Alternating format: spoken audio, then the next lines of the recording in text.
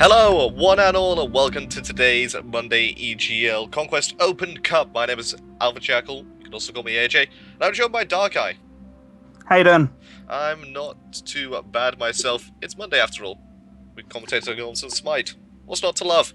As we do see some of the bans coming through already, and these seem to be the more standard bans in this patch. Sun Wukong, Yanis, Khepri, and Sir Ket. Yeah, they're pretty standard bans. No one wants to deal with Sir Ket and Khepri. People are finally realizing just how good Sun Wukong actually is. And now we're seeing the first picks coming through. Unhot first picking Ao Kuang. He has started to fall down the pecking order just a bit, simply because of his damage shift. Before it was on his Wild Storm, which was on a 5-second cooldown. It did so much for him. Now it does less damage, 7 seconds on the cooldown instead. His damage is more on the Dragon's Call instead. And you want to be auto-attacking for that, meaning he's going to get up close and personal for a bit longer. A bit more vulnerable is the Ao Kuang now. Blunder's Sylvanas, two very strong control-oriented gods in the team fights. You have stuns, you have the knock-ups, and the Eagle's Rally just provides this area where the enemy team doesn't want to fight in. Yeah, Eagle's Rally, definitely a very strong ability. Great for engaging with that damage reduction there. Although we are seeing on the Unhot team, Ra and Athena hovered over at the moment. Although now it's Neith and Athena. I think they're just messing with it. We are seeing Athena locked in. So that will most likely be the support, and Neith as well is also locked in. Now Neith could go into the solo lane, could go into the mid lane as well. It's a flex pick, this one, and it's one that we saw when Heartseeker was different and 1,790 gold in price. We saw Neith mid all the time. It was just that strong. Yeah, not as much nowadays, although she is still a very good flex pick. We are going to see Xbalanque locked in, and there's no doubt that's going to be ADC. He does have a hard time clearing the waves early, simply because he doesn't have that natural straight line shot wave clear like a Neith or an Apollo or an Anhur. So he's got the Sylvanas there to help him out clear the wave early. And Sylvanas will most likely be getting the purple attack speed buff, as we do see the final two bans coming out. Isis and Poseidon, both mid lane gods. One counters the other though.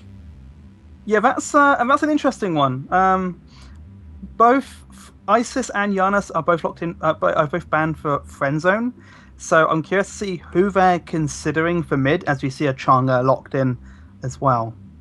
It is possible we could see Chang'e mid with the double starter start. Well, it was Zeros who made that a thing. I'm not too sure though. As Unhot, they're going to hover over Hell, who's certainly in the SPL a very contentious pick.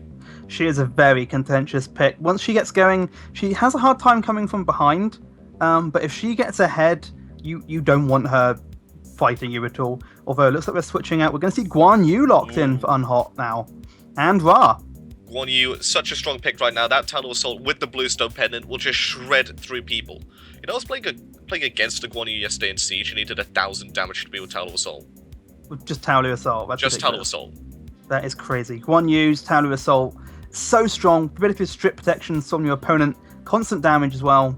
So I think we're going to see... That's probably going to be a Neith as the ADC role then, isn't it? It most likely is, and Ra's going to go into the mid lane. Great siege potential coming out from Unhot. They can do some damage, get some poke off with the Athena taunt, go back, heal up in the Ra heal. And if they pop beads with the Athena Taunt, they can just go back in 12 seconds later and do it all over again. Kukulkan being hovered over by Friend Zone, bit of a strange one considering there isn't really that much in the way of hard setup outside ultimates coming out from Friend Zone. And we are going to see Kukulkan locked in, so that is an interesting pick. They haven't really got an amazing way of locking people down, so we'll see how it goes. Although they do have the Changa Ultimate, they do have Eagles Rally, and they do have Sylvanas Pluck, so... I think the combo we're going to be seeing later on in the game is Chunga gets 2 or 3 people at the with the Maxing Moon, and even though it's a slightly narrower ultimate, the Kukulkan, was it Spirit of the Nine Winds is the ultimate called? Yes. I believe it is. Yes. It was known as the Spirit's Tempest, so we'll just call it that anyway. Rip out Kwong. But yeah, the Spirit's Tempest will just hit all of them as well. The first person to get stunned by the Chunga Waxing Moon may get out, but then once after that, we'll have no chance. Yeah, and there's pretty much guaranteed to hit at least 2 or 3 of them if she does manage to get the dream that is the 5-man Waxing Moon. It's going to be hard for Al Kwong to get a gank off onto this Kukulkan, considering the second he takes any point of damage while he's in that Water Illusion stealth, he comes right out of it, and the Kukulkan Tornadoes, they're good at zoning. They are. If he's even got an inkling that Al Kwong is coming his way, he can just put a tornado down, sit around and hope that Al Kwong just decides, goes against it and thinks otherwise. Well, that's going to do it for the picks and bans. Be sure to join us in about 2.5 minutes for the actual game.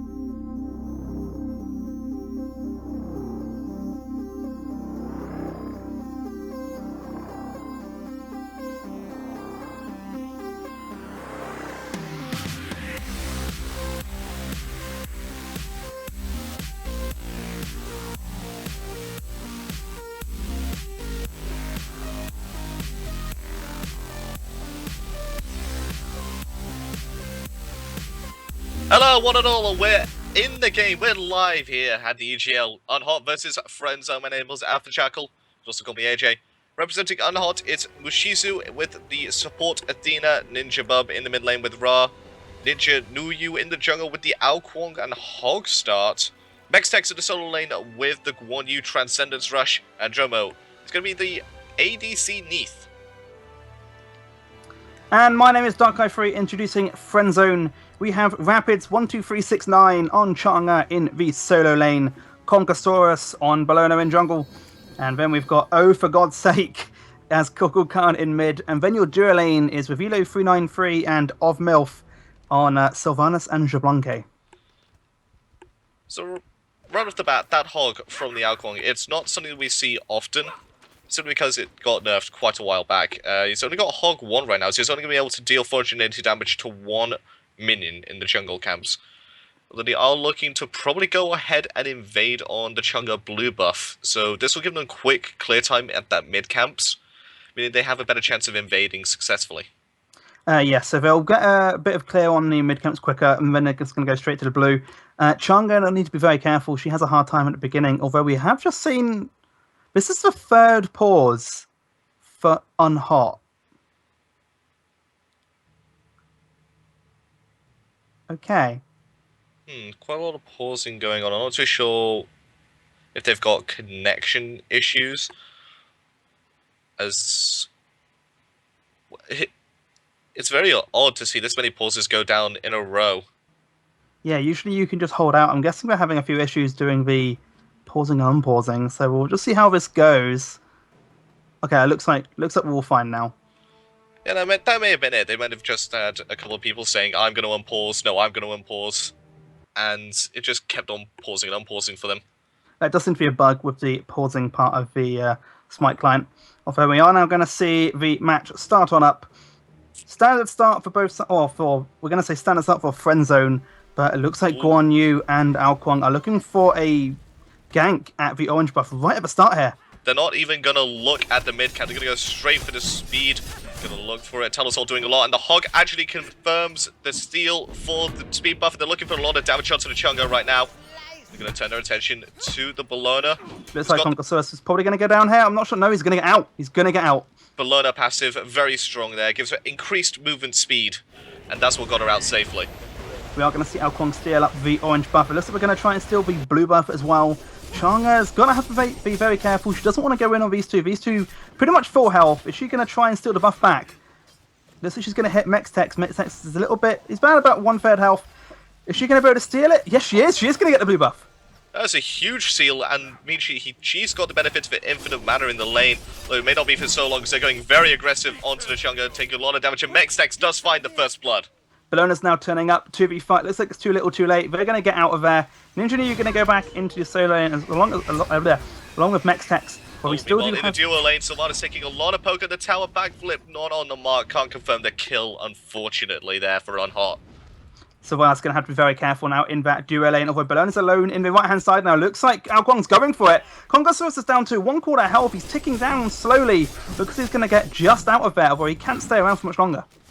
There you saw how much damage Alkwong can do, and now you see why the damage has shifted towards the dragons, as OF Milf falls into the duo lane. That second blood going in favour of Unhot. Who was it who got the kill? That was the Neath. Neath going to be a little bit stronger now. I'm just going to see the blue buff on the right hand side go down in favour of Unhot. They're doing quite well. Both of them level 3 at this point in time. Bologna is still only level 1. Still trying to collect these mid camps. Doesn't even get to level 2 off them. Has got to have a couple more minions before she is there. Kukulkan on level 4. He's doing well for himself in the mid lane. And Chunga's alone on the right hand side again, fighting both of these two for forces. And looks like she's going to use the dance to get out of there. She's fine.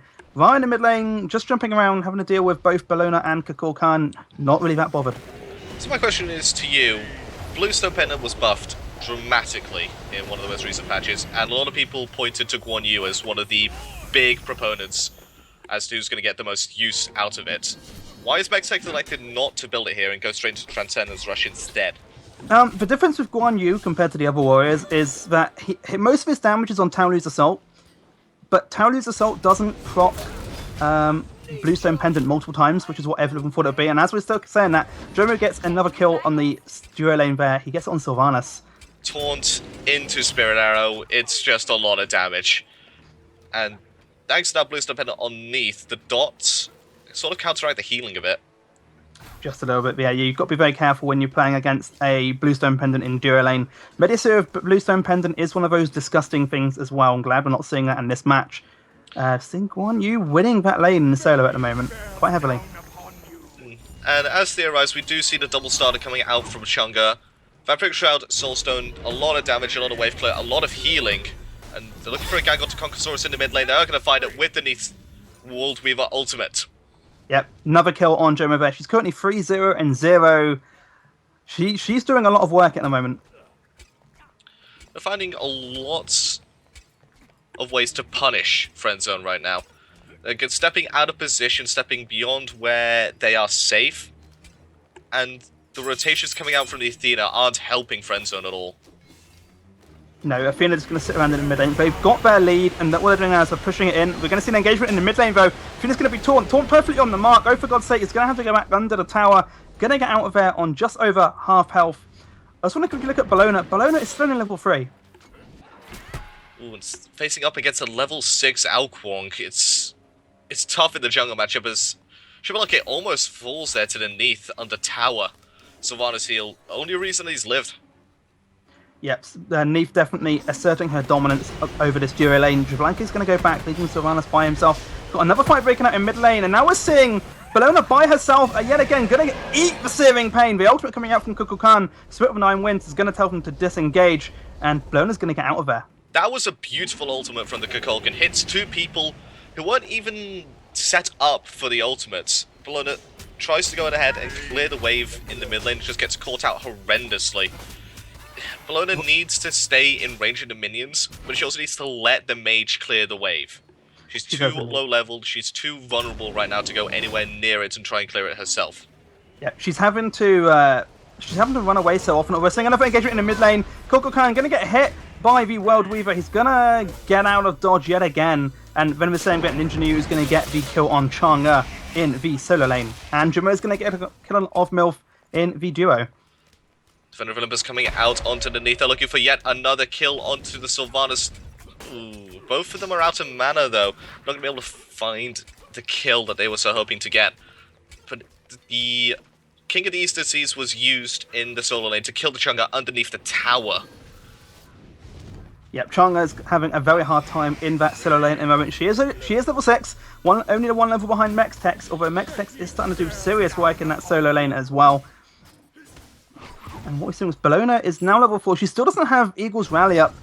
It's a bad situation for Friendzone at this point in time to be 6 kills behind and not have Eagle's Rally. And as we said, Eagle's Rally is now available. Eagle's Rally is available, but the second that Bellona does use that offensively to go in, she's still level 5. She still doesn't have much in the way of protections. She's relying on her passive mainly to get her out of dodge, as Chunga's going to get ganked here by Ra and the Alquonk. Look, 1U on the Mextex doing a lot of damage by himself. Yep, Chang'e does the dance early, doesn't have any way of avoiding the ultimate there from Mextex. The kill actually goes on to Alquonk. Yes, it does. He gets it with the Dragon Call skill shot. And Shibalonke, he's low. He's gonna get hit by the World Weaver ultimate. This duo lane is getting completely manhandled by Unhot at this point in time. Gonna clear the minion wave. It looks like Neath is gonna just now do some damage to that tower. Athena heading into the mid lane. Kukulkan's gonna have to be careful. I think he knows she's on the way. There is a ward in the duo lane just to spot her out. Just gonna sit around in mid lane now is Athena. Ra does have access to that Searing Pain ultimate, so it's going to be taunt into Searing Pain, and Kukulkan doesn't have beats for it. He's pushing up. This could be very bad for him. Athena's on her way in right now. Here she goes. The taunt is on. Searing Pain goes straight through. Is she going to die? Yes, he is. Mishuzi is going to get the kill, oh no, for God's sake, on Kukulkan. And looks like Athena's ultimating. No, she's not. She's looking ready for Defender of Olympus. That ultimate is up and ready. Should anyone of the team need it. Shibalonke now able to start stacking those Devourer's Gauntlets. Should have a slightly better time in lane now with the extra lifesteal coming out from that item. Still going to find it very difficult to get Neath, who's 4 levels ahead. Although Neef is going to get a brilliant pull there. Sorry, Sylvanas is going to get a brilliant pull. He's going to go down. Ninja New going to get the cut on Revelo 393. And they're going to see the ultimate there come out from Ninja New as well. Meanwhile, Guan Yu going to get the kill on Chang'e in the solo yet again. This Transcendence Guan Yu is doing so much damage. He's also doesn't need the blue buff thanks to the amount of mana in his mana pool right now. And the extra MP5 coming out for that Transcendence. It's a beautiful pickup, and it's not one you see that much. As Unhot destroyed the Gold Fury. They're just extending their lead so much right now, and they're snowballing. Yep, looks like Kukulkan wanted to try and get the left mid camp. It's not going to be able to get it. Ra going to make his presence known. Kukulkan going to go back to the lane. Kukulkan only level 8 compared to Ra's level 10. Meanwhile, Athena is level 9. They are so far behind our friend zone. Not being able to find the farm. This is because Unhot are getting so many kills.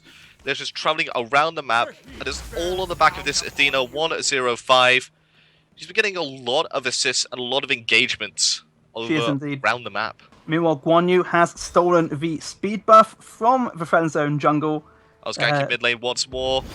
Over gonna take is not gonna fall there. Just needs one more hit. Ra's gonna find it with the tick from his solar blessing. And that could be the tower going down in mid now. Bellona is turning up. Is she going to get Ninja Boom? Ninja Boom is going to get stopped from backing. Is it going to be a kill here on Bellona? The ultimate coming out. Defender of Olympus from Athena. Ra's going to get a Roman Victor has been used. Not going to find anything. We've now seen 4 people in the mid lane. And Bellona just melts again to Mextex. Bit of frustration there coming out from the Bellona. Doesn't find the slow from the shield bash. And was forced to use the ultimate there if she wanted to get the kill.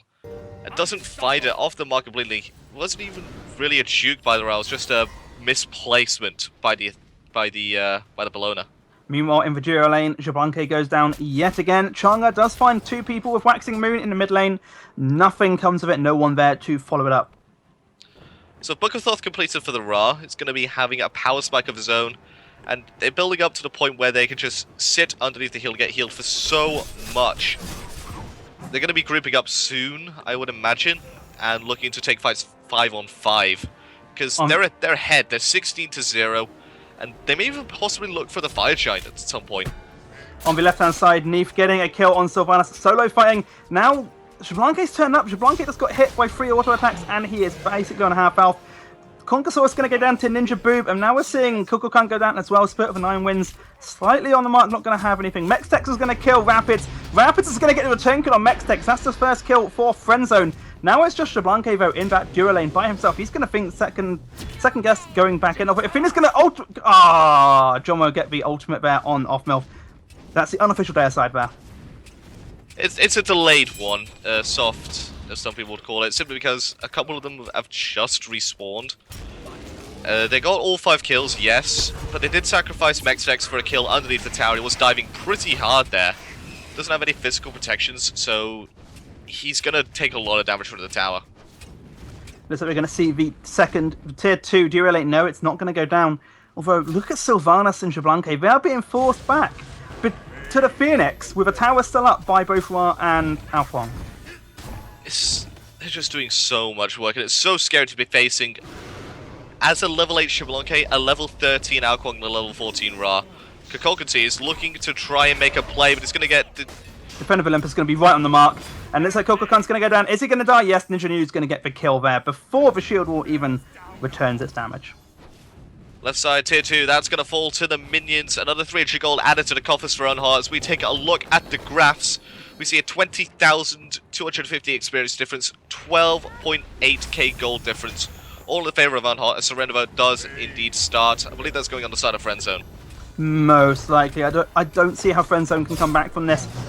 We are 21 kills behind. There's such a huge deficit between them. Mextex gets another kill on Rapids. Bellona is fighting as well. They're in the defensive thing of Eagles Rally, and looks like Mextex not going to quite be able to get it. Although we are going to see the Ultimate World Reaver going to get the kill on Conquest there. Bellona going to go down yet again. So Water Shield coming out from Mextex. I believe this is going to be going into the Archele, an item we haven't seen that much of. It gives slightly different stats now. 15% CDR, 25 physical power, I believe, and 50 magical defense. Every single stack you get, 5 for a kill, 1 for a minion kill, you get an extra bit of health, up to 50 stacks. And meanwhile, in the mid lane, we do have the middle Phoenix going down in favor of Unhot. Jablanca's going to melt. We're going to see the ultimate there from Ninja New going to kill Sylvanas. Sylvanas going down yet again. Right hand side, we're seeing a fight between Guan Yu and Chang'e. Ultimate split. Oh, going to come in. Ultimate from Athena going to get the kill on Rapids on Chang'e. Looks like we're going to see the right side lane get pushed up. We're going to try and get the Phoenix. Chances are they are. The amount of damage coming out onto Bologna there from the Ra. Looks like we're going to get the kill. Ninja Boob is going to get the kill on there. The ultimate coming through split with a 9 wins. It's going to find Ninja Boob. Not going to kill him though. And that's them. They're going to be retreating. Knocked the Ra up and straight down into his heel that he put underneath the Phoenix. Sort of a weird interaction there. Joa finds yet another kill. He is godlike the Neath right now. He's fighting 1 versus 2. He doesn't care. He's got the top leader. He's got the Igvile. He's building into the crit. And he's taking the Phoenix. Yep, he's probably going to be able to take this. He's going to kill the minions before they do anything. Looks like that is going to be the Phoenix in favor of Unhot yet again. He doesn't care if the minions are there. He's going to keep doing it. He's going to have to be very careful now. Looks like 4 of them are coming in to try and stop him. And that's going to be a disengage. No, looks like Chang'e wants it. Chang'e is going to go down to Jomo. And now we're seeing Revo 393 is too far up. He's going to get hit by the World Reaver again. Ultimate coming out from Sylvanas is going to die to Ninja Boob on the Ra. Conquest is going to go down to Mexu. Oh, for God's sake, it's going to go down to Jomo. That leaves only Jablanca left to try and defend this. He's not going to be able to do anything. This is the left Phoenix going to go down in favor of Unhot as well. Left side Phoenix falls, mid Phoenix already down, and a Blink Torque coming out onto the Xbalanque. Ninja New finds it with the Water Illusion detonation, and now they're piling onto the Titan. They're trying to end this game. And it's down to 3,000 health already. Could they be looking for even more kills? They do find Conquest once more. Alquang taking a lot of damage from the Titan. Alquang is going to go down to the Chang'e. Mushisa's going to get the kill on Rapids, and that's going to be the end of the game. Titan is going to go down in favor of Unhot. Friendzone didn't really get a chance to get going. They got invaded on early, and that sort of sets the pace for the entire game. Chang'e did manage to find a steal back onto her own blue buff, but paid with it for her life. She should have just let it go. Should have gone into lane, said, right, I'm not going to have the blue buff, I'm not going to have infinite mana. I'm just going to sit back, farm up, and play safe.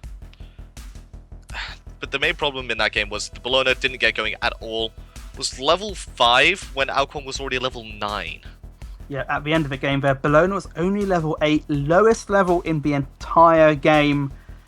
Her jungle opponent, Alquang, was 17. He was 9 whole levels ahead of her.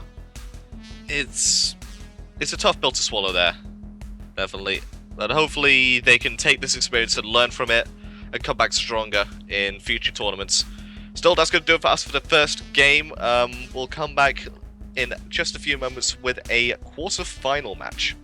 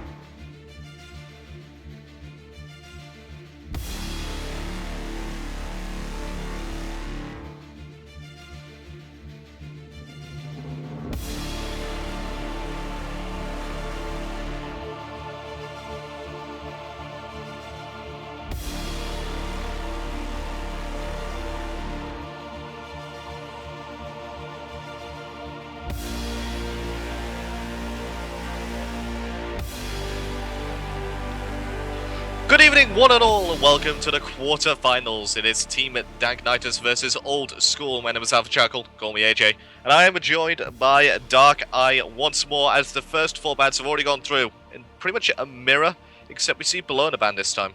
Yeah, Bologna is banned. That does leave some Wukong, however. Whether that's going to be first pick, and yeah, that's first pick. It was almost inevitable. He can play support, he can play solo. We even saw him played in the jungle in the SPL one time. Super strong right now. A lot of CC, a lot of disruption. He has a great amount of damage, especially with the Bluestone change. And he's basically unkillable late game. Yeah, Bluestone definitely put him in a very nice spot. He's been seeing a lot more plays since the Bluestone change did occur. And we are going to see Sylvanas hovered over for Old School at this point in time. Not sure what everyone's going to be yet, but Sylvanas is a pretty good pick. One of the top tier supports right now, with Kepri off the table. That leaves Geb and Sylvanas as the top two, followed then by Athena. And no surprise to see that Sylvanas is picked. Agni, though, first pick for Old School. Very surprising to see that. It does almost lock out the Isis pick coming out from Team Danknightus, but it just leaves him open to the counter of Poseidon. Yeah, but does the Poseidon pick open? We are seeing a 4 hovered over by Danknightus and Athena by Feels Hokeman. Look, I think Athena's a very good pick. I mean, against Sylvanas, I'd have preferred a Jeb most likely, but Athena's also a pretty strong pick. Well, right now they got the front line with Sun Wukong and Thor, so they just need the peel.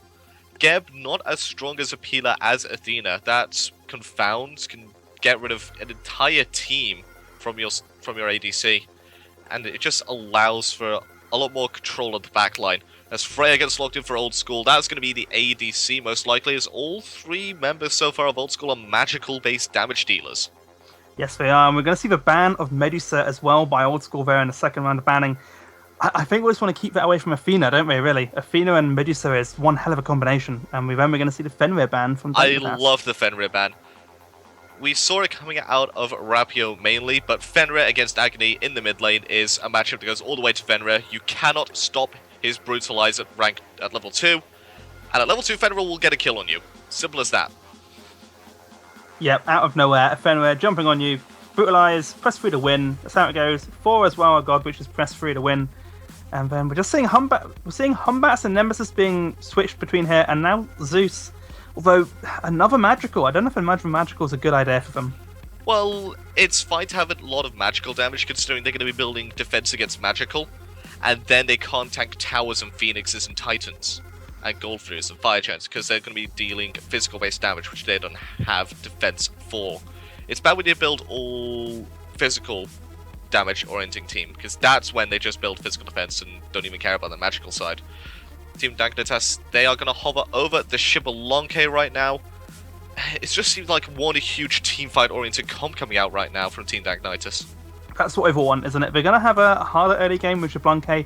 Not quite as much clear. Sylvanas and Freya definitely going to push them out of the way early game, but late game, Shibbolonke is a terrifying force to be reckoned with, but so is Freya.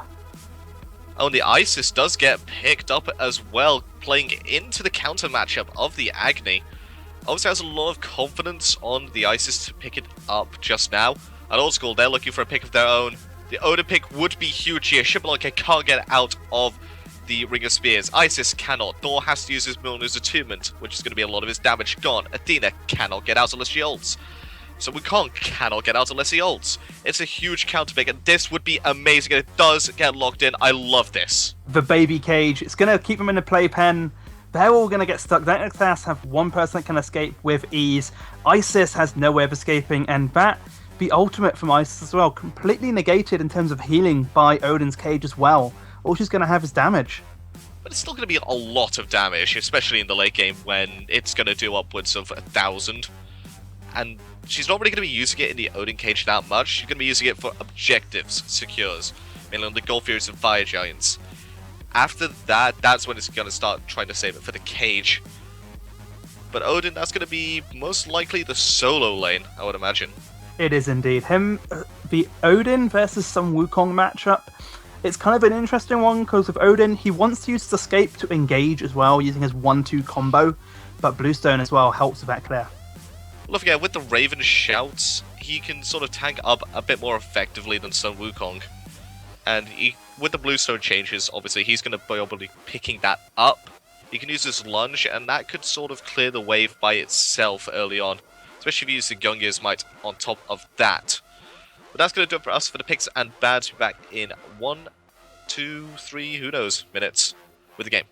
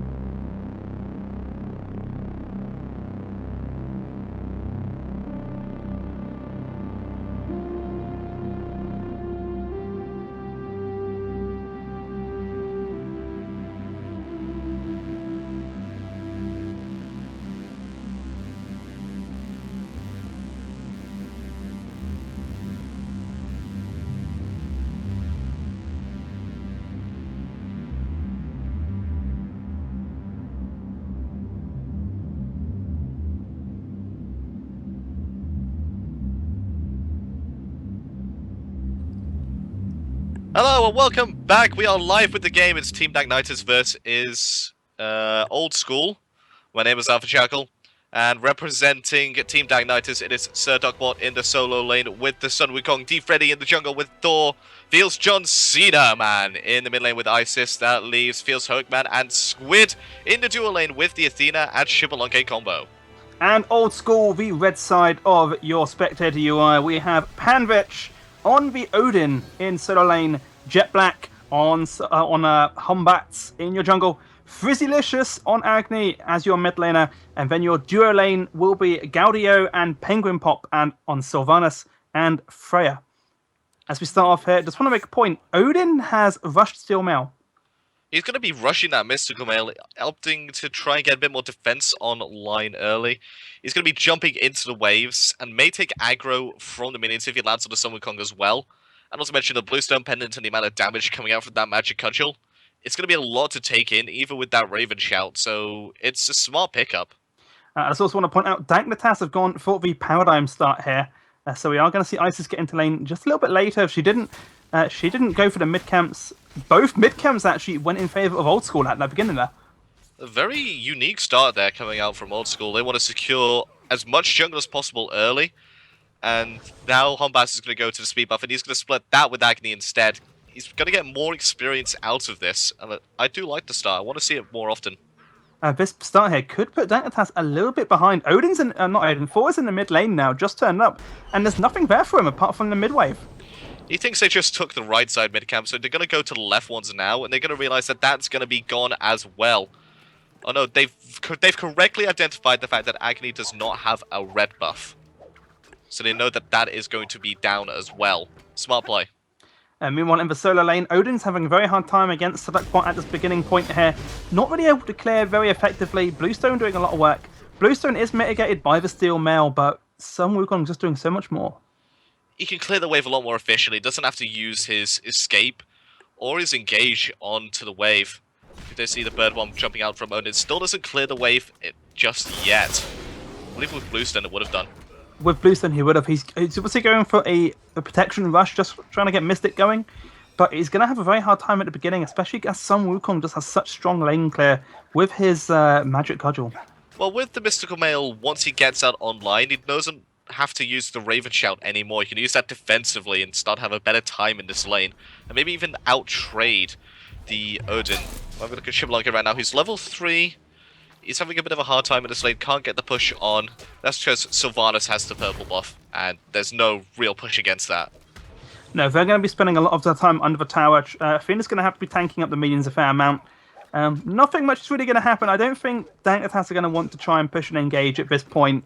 Old School are just going to sit around, regen their mana under the Sylvanas Verdant Growth there. But they're just going to push up the lane, sit back, and no one's going to force it Enduro until one of the junglers comes over him, I think. Jet Black is going to get stunned up by the Tectonic Rift with both the double tap and the Spirit Wall off the mark. Double stun coming in there. There goes Fear No Evil straight onto Isis in the mid lane. Suck Patricia coming down, and they're going to turn this on to Jet Black, who does fall to Deep Ready for the first blood. Great turnaround there from Team Danknatas. Brilliant turnaround for Danknatas. I thought it was in favour of Old School for knowing what was up. Humbat's going a little bit too deep, taking a few hits from the tower as well. Yeah, that was just, he went a little bit too deep there. And Deep Ready ruins that just by completely missing Tectonic Rift. Vizslish is going to get stunned out by the Spirit Ball anyway. But that Circle Protection just... You see the power of it right there. Isis looked like she was going to die. Thor looked like he was going to die as well. Nope. It's going to get standing Circle of Protection, take 15% less damage, charge it up, explode, deal damage to the Humbats, and get healed up. And that saved both Isis's life and allowed the kill on Humbats. And conversely to the beginning as well, we are going to see the left-hand side camp go to Danknatas. The right side camp go to Old School. A slight lead in favour of Danknatas now when what looked like it was going to be a lead for Old School just because of that first blood.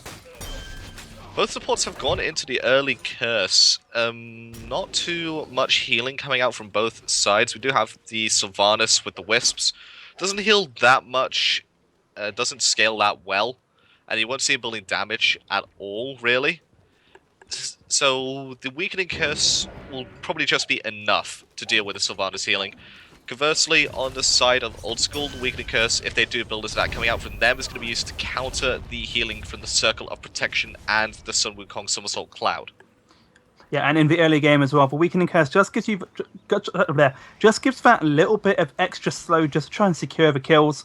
We haven't seen it properly used yet. It's still fully available for either team at the moment, although there's 3 people in the mid lane for Old School at the moment. They really want to keep the Isis down. They just don't want this Isis to snowball properly. With the purple pot, there was a potential for it. Just to overpower the Agni and let this counter matchup be ineffective.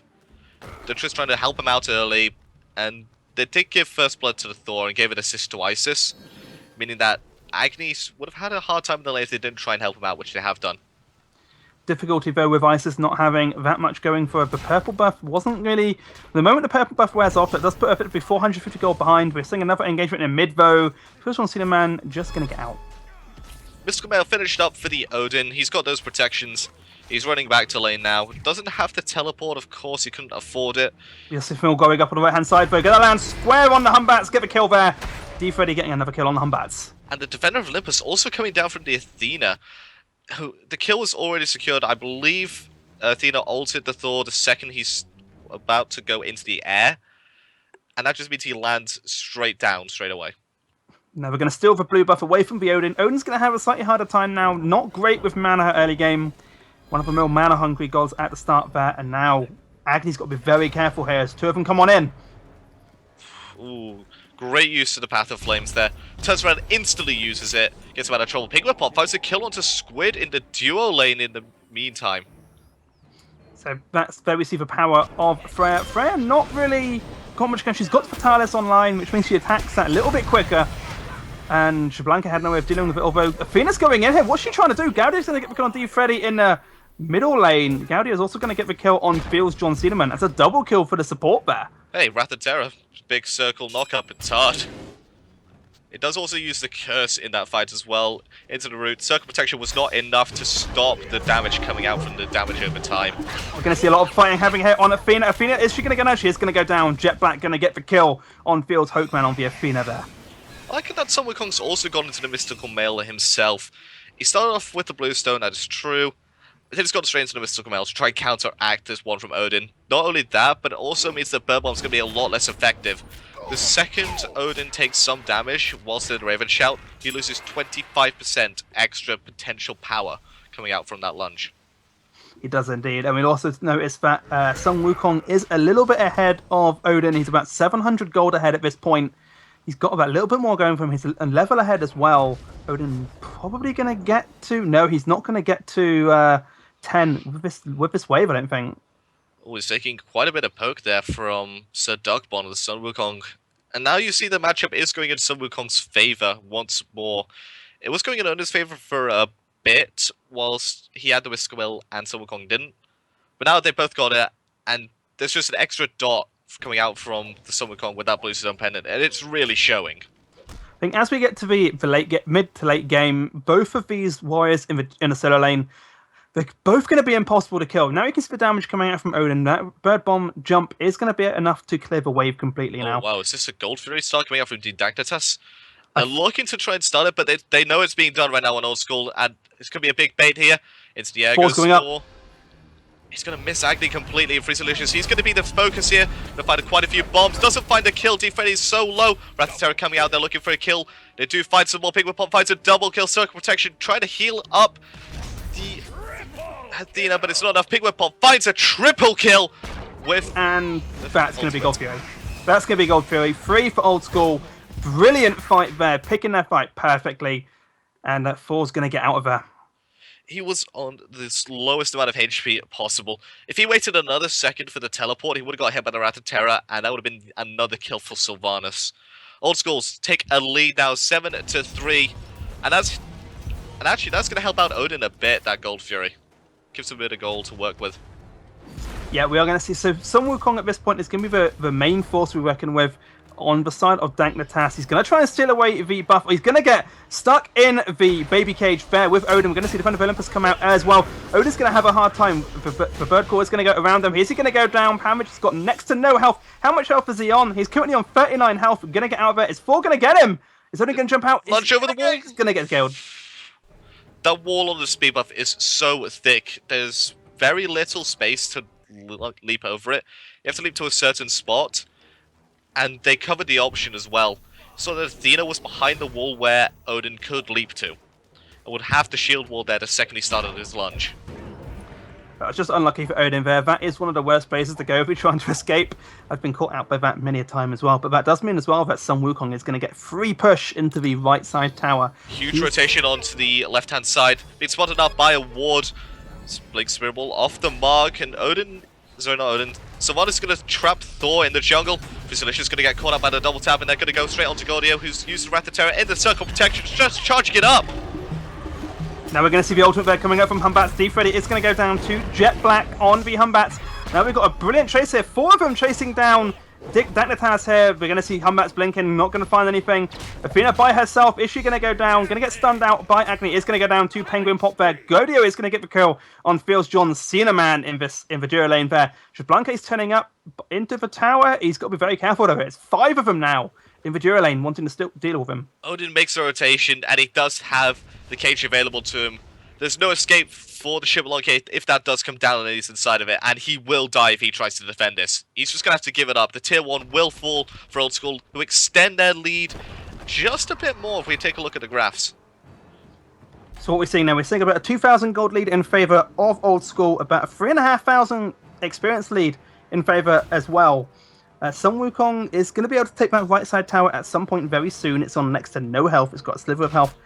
But now we're going to see a fight breaking out in the mid camps, are we? Athena's going through. The Rose are going to go in favour of Agni there.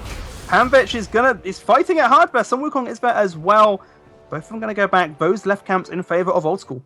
That was a great stun there by Agni to stop the damage coming out onto the Odin, allowing a bit more escapability for him. He was fine completely, but it's just a cute little play. Gadio here going to get the pull on Feels Hokeman. Brilliant Bird Bomb going to do a load of damage to Sadakbot and Athena there as well. Stung is going to be off the mark. Sadakbot's going to get out of dodge there. Isis by herself in mid. Agni's going to look for it.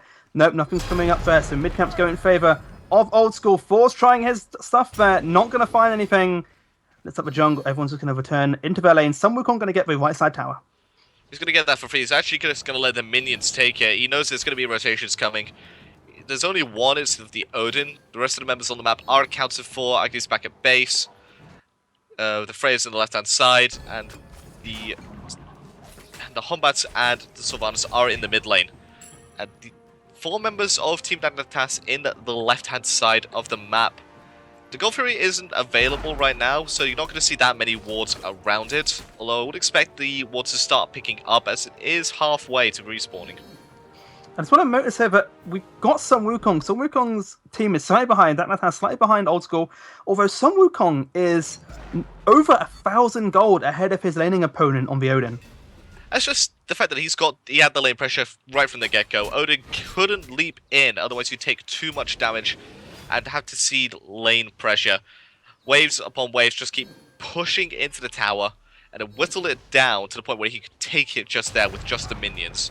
Looks like we're seeing a fight breaking out in the mid lane there. Jet Black's going to get hit with a double tap by 4. 3 of Dignitas are now chasing him down. Sylvanas is there to provide backup. Looks like everyone's going to get split up.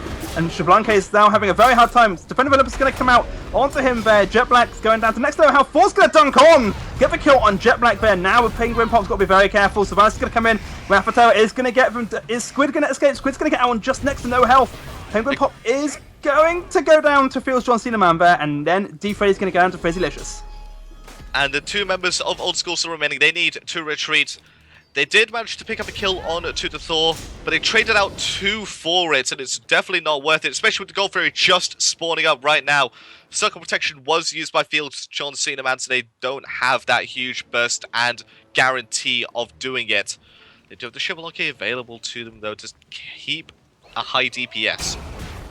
That fight was slightly in favour of Dignitas there. They did get 2 kills for 1. 4 was the one going down, but they did get Penguin Pop and Jet Black there. I'd say it's very much worth for them. It's what Team Dignitas needed. They were getting aggressed on in that dual lane quite heavily.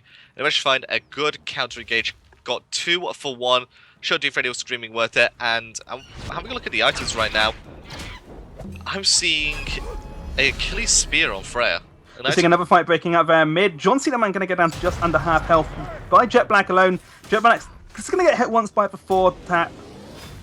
Looks like they're going for an engage for it. Feels Hookman is going to go for it. He's going to get the confound. Oh, no, he's not. Agnes going to dash out. Too far away with the 2 members of Old School right there. Yeah, Athena needed to blink in. Doesn't have to blink out at all right now, though. I would imagine that is going to be the second actor, because Blink Confound is one of the most infuriating things to deal with. It's just instant. You're taunted. We're going to see the 4 double tap hit Frizzylicious there, although Old School 3-man rotation on the mid-right camps are going to get the camps there for them. 4 trying to get Panvich, realizing he's in a very bad spot, going to teleport out of there. Ice is going to have to be very careful, down at half health. There's 4 of them in mid now. Looks like we're going to see a rotation to the Goldfield or Jablanque if he's not too careful. It's going to be the Gold Fury. They are trying to bait this. They are doing it on top of a ward, and they must realize this, but no one's there to defend it. Thor's coming around the corner now. He's going to have to go into the Anvil of Dawn. There he goes. Din is in here as well. We're still landing. Disengage coming out from the Gold Fury. We're going to see the Raptor Tower come out as well for dunking in, but going to get stunned out by the ultimate there from Humbats. Is he going to go down? He's got, oh, brilliant heal there from the Isis. He's going back down again. Defred is going to go down to Penguin Pop. Shablanki coming in round the back. Are we going to get anyone? Gaudio's going on next to no health. Is he going to escape? He's going to go down. Squid is going to get the kill. Penguin Pop is going to get another kill though. Freezalicious is going to get the kill on Squid. Penguin Pop getting the triple kill on Feels Hokeman.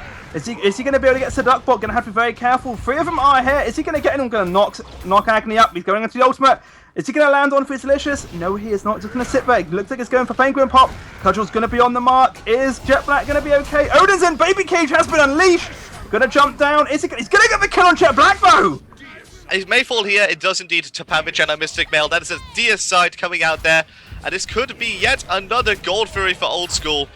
Freddy is up and ready to fight, but he doesn't have that Anvil of Dawn to stop this. He's not going to get there in time, I don't think. No, Odin just going to tank up. Penguin Pop going to hit a little bit off the Gold Fury while she can. She is getting 50% life still, although no, that is going to definitely go in favour of them. These two just a bit too late. Anvil of Dawn is going up for Athena's in. Is she going to find anyone to get? Duncan's going to be off the mark. Confound going to be on Fred. Going to use Bees to escape. Going to get weakened. Is she going to escape? We're going to see Panvich coming in against Sylvanas just behind as well. Double tap off the mark. They're going to get slowed. Are we going to get killed here? No, they're going to be able to get out. The Nature's Grasp is off the mark from the Sylvanas. Odin doesn't have the cage available to him and is out of mana. There is no engage possibility. Freezalicious finds Feels John Cena in the mid lane. Even with the Shipalonke there around him, finds the kill 1v2. Shipalonke's level 13? Yep, Shablanka is really far behind. Freya's level 16, his laning opponent. Feels Hokeman is level 11. Gaudio is level 12. Although we're seeing another fight breaking out. Freddy got completely caught out there. And Freezalicious, he's going to have to use the beats from the Confound. There goes Raptor Tower. They're looking for Feels Hokeman, who's going to get pulled in by the Nature's Grasp. Overhand Smash does find the kill for Jet Black. And that's a double kill for the Humbats. Sun Wukong in the mid lane now, trying to see what he can do to help out. Shablanka is looking like he's going to try and inject some jungle. Sylvanas, we're seeing 4 people in the mid lane at the moment. Left camp's going to go in favour of Old School. Freya just pushing him down under the tower. So nothing much that Shablanka or Sun Wukong can do at this point in time. Mail for Newell finished up for the Odin. He wants to be fighting as often as possible. And it just makes him a bit more tanky right there. He's one of those warriors which, once his abilities are down, is easy to kill. Unlike Sun Wukong, who is ridiculously hard to kill, because his substitute transformations just make him so safe. He is so mobile. The Bird of Nope just stopping people from getting the kill there. Looking at the gold again, though, Odin has had 2 Gold Furies to his name. He is still 700 gold behind the Sun Wukong. He's just had a lot better of a time in the laning phase. But into the teamfight phase, which this game is transitioning into right now, that's where Odin is going to shine a lot more. Considering that Old School are ahead, they do have the damage available to them into the Odin cage. But he's going to start getting stacks on his passive very soon. Panvich getting caught out ever so slightly there. The stun was on the mark right before. Panvich going to jump out, avoiding the confound from the Athena. Now we're seeing a 4-man in the mid lane for both teams. At this point, 4 in the jungle on the left. Humbats in the jungle on the left. What's going to happen? Looks like we're seeing a fight around the left-hand side. Although, Sun Wukong a little bit pushed up. 4 going to try something there. Sylvanas has pulled off the mark. Feels John Cena man looking for something. We're going to see a brilliant stun there from the Agni in the mid lane. So that bot's looking for something. So Duckbot ease by him, so he's trying to zone out the fight. Here comes a Blink Venom. We will fight 2 of them. The defense is going to be the focus here. Raptor Terror, and there goes the Baby Cage as well. Circle Protection is on there as well. Freezalicious is going to blow up Deep Freddy. And so Duckbot is going to find a kill onto Guardio as well. Rogue Shout, there goes the Vendor of Olympus. And Sun Wukong's trying to frontline this. Jet Black so low, he's going to die to Feels Hookman and that Reach passive. Freezalicious on next to no health as well. Is he going to get anything? Looks like the Odin's going to jump down. Seducbot's going to get the kill on Freezalicious. Panvich is going to go down to Seducbot as well. Double kill at this point. Freya is trying to get out of dodge there. She doesn't have the entire team chasing her though. Athena going to get in. Is Athena going to get the kill? Reach is going to get the kill on Penguin Pop. Beautiful engagement there from Team Dagnatas, and they find what they needed. They found a deicide for 1 trade. Jet Black got aggressive there, dived at the tower to find Athena Weevil to 2 people. Yes, they picked up D Freddy, but they used a lot to get him. And they used a lot of their disruption in the fights just to kill the Thor, who's level 14. He's not really that much of a threat right now. They need to be looking at ISIS. They need to be looking at the Xbalanque. They need to start zoning out this Sun Wukong effectively. Otherwise, they are going to throw this old school. And then Danknatas there, trying to get the stuff after the stuff. They will get the 2 towers in mid lane, try and take the right side camp. Not going to find it, going to get stopped by the Sylvanas. But then it's going to go back. Let's see how much gold they've got in hand. I can't remember the button for that. We do see Athena does have 2,000 gold in hand. Is she going to buy anything interesting? Ooh, we're going to go straight into Sovereignty. Got the Hardwood Amulet early on. Before the Sovereignty, you only usually see this when the enemy ADC is magical damage based, which Freya is. I do like Hardwood Amulet, mainly because it gives you MP5, and that's what a lot of Guardians and support players struggle with, is mana usage. Yeah, but a little bit of extra HP5 as well from the Sovereignty, gonna help a little bit. Not too much though, but just enough to try and deal with Gaudio's passive heal as well. So I have a question to you. Yes? Does Sir Dogbot build into the Mail of Renewal as well to complete the maximum CDR? It's an interesting question. He's involved in a lot of the fights. I'd like to see it. He does only have the Mystic Mail in terms of physical protection now. We are seeing a small fight breaking out, not much though. But I'm not entirely sure. I like the item, but I'm trying to think of what else he could do. It's not a bad choice though. Well, he's got Dion's Wrath. He may go into a Titan's Bane as well, but that's about all the damage you're going to be building on Sun Wukong. He doesn't scale that well. You just get penetration on him and go defense. Just be annoying front line. But here comes a Blink Veiner Weevil into the mid lane. Wrath of Terror also used. Field Shot Cedarman's going to use the Circle Protection as well, trying to heal up Defender of Olympus. It's going to save him, but not for long enough. D-Freddy going to find a return call. It's Jetbag. Pavage going to die. He's going to kill Squid actually. And D-Freddy's going to fall to pick him up there. And there's a huge engagement here for Old School. The whoop is up. Feels Hope Man is going to get stuck in there. Trying to surround him. Trying to stop out the dash there. They're going to keep trying to do it. He's going to get out of there though. Now we're going to see everyone jump up. The Odin's going to jump in. Is he going to get that? He's going to get Fizzilish is going to get the cut on Fields Hope Man. Sun Wukong has gone back around the tower. He's sitting under the tower now at this point. Although this could be a Fire Giant. This is definitely a Fire Giant call. It's just Sir Duckbot left. He does have the Somersault Cloud to use to try and get out of a bad spot. But he's got no real way of stealing this. And if he does go in, they can just kill him. Yeah, he's going to jump past Panvich there. Panvich on zoning duty. Fizzilish has to be careful. He's on next to the health. Going to take a couple hits from this Fire Giant, though. Panvich looks, not Panvich, sorry, so double. He's going for it. Burden going in after him. Is he going to find it? Cudgel is going to find him. It's exactly what Sun Wukong needs to be doing. He's just distracting him. He's buying time for the rest of his team to spawn and try and defend his Fire Giant. Bird Bomb is going to be hitting on the mark. He's in the cage, but there goes the Ox Swarm for disruption. Valkyrie's discretion. 1, 2, 3. Only 3 shots were used there. Didn't use them all in time. Good Spirit Ball there to try and disengage. Brilliant spill. But Tangle is going to get the kill onto that bot. The Anvil Dawn is going to land it on top, though. Is 4 going to go down? 4 is going to go down to Jet Black there. Brilliant use of Fear No Evil. Sun Wukong did what he needed to do. He bought time, and now 3 members of Team Danknatas are available to defend this Fire Giant. And Odin too aggressive, though. Spellcore Protection coming out. It's going to blow him up thanks to Squid. There goes the Dark Knights as well. They're looking for the Hombats. Blink Confound coming out soon. Good Spirit Ball is on the mark, and they're going to find a double kill for the Squid on the Xbalanque. Feels like that finds Guardio in that fight as well, and now the Gold Fear is going to be started out by Team Danknatas. This could be a comeback. That was amazing. Brilliant choice there by Sun Wukong to try and stop them to get off of the Fire Giant. 6 feeds and putting them off. They don't get the Fire Giant, they lose Agni in the process, and then turn into a fight that Danknatas really wanted to get in. Everyone refreshed. Old School pretty weak after that previous fight and the Fire Giant. And then they come around, get the fight, get the Gold Fury here. And now looks like we're going to get mid-camps as well. Old School possibly getting a little bit too overconfident in their lead. If we look at the graphs, they are now behind in terms of gold. They didn't zone the Sun Wukong effectively. It's hard considering he does have a knock-up on that 72 transformations. But then they all turned on to him.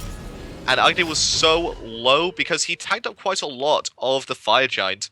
He got hit by a couple of the spells from knockups from the mud pits, and he was so low, and some just used that to his advantage, turned on him, and they felt like they had to get the kill on return for the kill on to the Agni. And he just bought so much time. He bought so much time. This Sun Wukong is so hard to deal with. What I would have liked to see of them just ignore him and carry on going on the Fire Giant. Just keep him a little bit at bay with one of them and then take the Fire Giant. But Sun Wukong's so good at stopping him there. Look at the item though. He's going to a Silver Talisman. Is this going to be a Bulwark or is it going to be a Pestilence? I imagine this is going to be a Pestilence Bulwark, considered not the greatest item considering how expensive it is for what it gives you. And Sun Wukong's 72 transformations have been forced. They were looking at the Fire Giant once more, war old school. 4 was up in the air, gonna waste his ultimate, gonna go back into the mid lane. Now we're seeing a massive fight breaking out at the Fire Giant here. Isis is gonna go down to Jet Black, Fields John Man gonna go down. Now we're seeing a brilliant 2-man Raffle there from Sylvanas. Squid is being very close to dead. Gonna go down to Panvich. Now always Jet Black's gonna have to be very careful, gonna get out of there. D-Freddy gonna go down to Frizzylicious. Oxform gonna go out. Defender Philippus gonna be on top of him. Both of them really low on health. Jet Black's gonna be bad. Oh, the whoop! The whoop is brilliant, and under the tower feels so bad. He's gonna fall here to Big Whip Pop. It's just Sir Duckbolt remaining. He's gonna use the Ox form to try and create some disruption, buy himself some time, but it's not gonna help you. Guardio finds the kill, and that is a deicide for old school, and that should definitely be the Fire Giant this time. That was a 5-0 there in favour of old school. Dagnatas trying a bit too hard. I thought Jabat was going to go down. Brilliant zoning there on the Sun Wukong right at the end. Fire Giant is definitely going to be in their favour, and they're probably going to take at least 1 tower after that as well. We've still got a little bit of time. Coming up, we have Isis just spawning now, and that's going to be mid-tower as well. I noticed it in that fight, the shield on the underwall on this Sun Wukong. I thought it was on the Odin, and that was the reason that he got the kill onto the Xbalanque. It's ridiculous how much damage was coming out there from old school. Brilliant communication, though. It looks like some people were going to go down. Now they have their Fire Giant. And Dagnatas are going to have to be very careful. They are not completely out of the game yet. They've still got 3 of their towers, whereas old school still have 3 of theirs as well.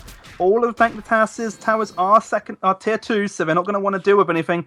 And it looks like what they want to do is take the left side tower, just judging from the pings there, the tower furthest away from the Fire Giant, push up that left lane, get the Phoenix, and then Fire Giant will be a lot safer in the next time. Mail of Renewal on for the Agony. It's not an item you generally see on mages. He feels like he needs the defense.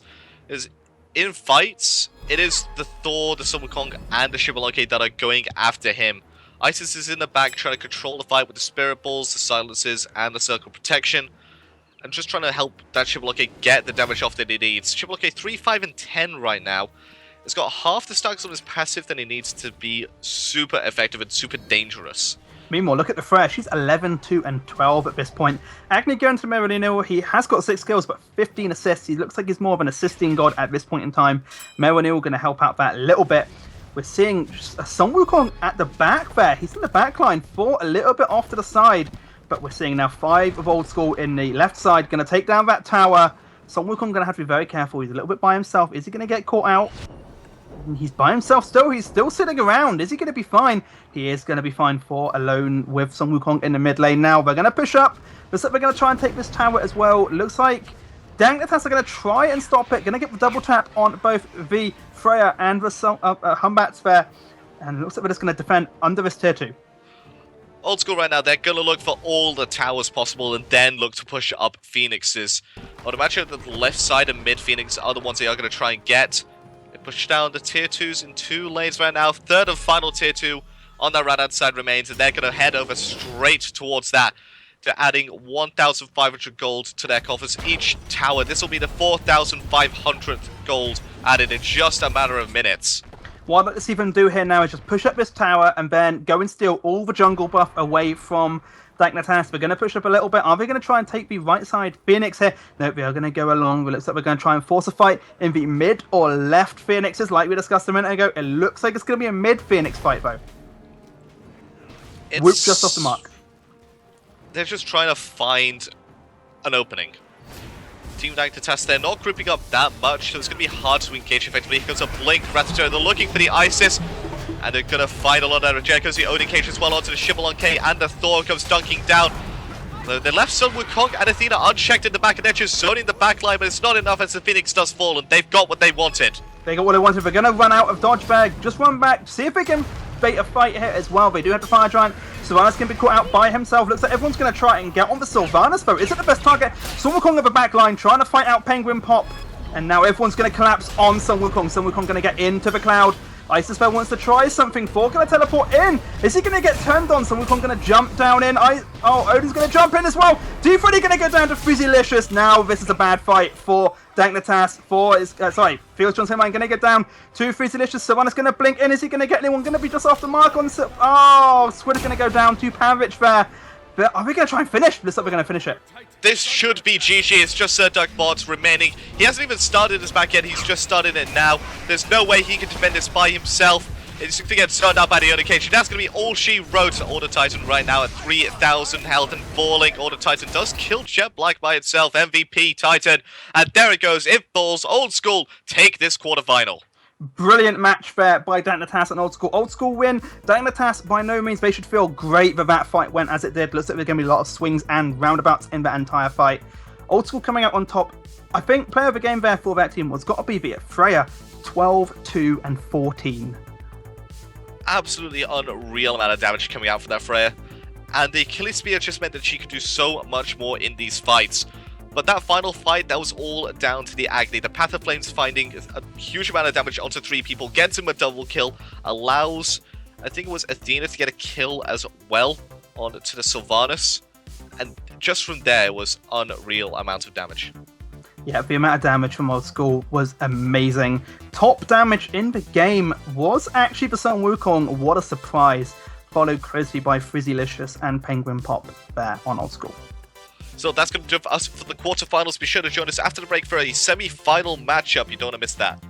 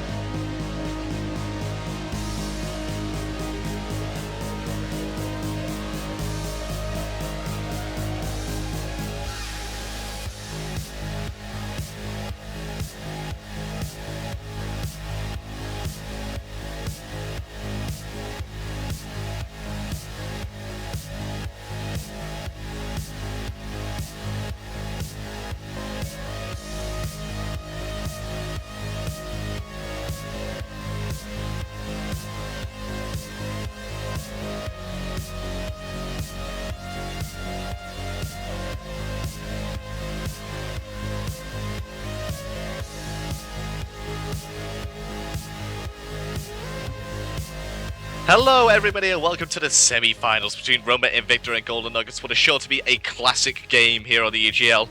My name is Alpha Jackal. I'm joined by Ozboss for this game. How are you doing? Yeah, I'm doing okay. I haven't been able to do any of the earlier games, but I'm interested to see this one. Roma Invicta should be a good one to watch. Team's regular with the EGL, and they do well each week, so it'd be nice to see them do well again. Kepri got through? Pardon? Kepri got through. He's been He locked did? in. Oh, okay. Well, yeah, because Freya and Giannis with bands, Circuit and Borna. Well, obviously we see Circuit and Borna, but that Freya band coming out from Roma Invicta, they have given away Wukong and Athena, and Wukong has been, he's top pick now. Like, everyone knows how strong he is. I mean, to be honest, he's always been I think he's been a bit balanced, but ever since Bluestone came in, he's just gone over the top. He was always a good character. It just needed something to help out his early game. That was where people could go in and sort of disrupt his game and keep him down. Now that he's got the Bluestone pendant, now that he's got clear early on, he's just strong throughout the entire game. As the picks and bans, they've been going through quite quickly. But yeah, it was up to Golden Nuggets really to ban the Kepri. They just elected to leave it be. Yeah, it might prove fatal as well. I mean, Kepri with an Isis is a lot of sustain in a team fight. Isis with the circle protection keeps, teams pretty much like in the fight for just a tiny bit longer depending on how you use it. And then the Kepri as well is just there for that extra protection and extra longevity. But I'm expecting maybe Golden Nuggets to go for a more controlled team fight and look for the possibility of controlling Roma Invicta. But it's going to be very difficult to lock them down and get that burst.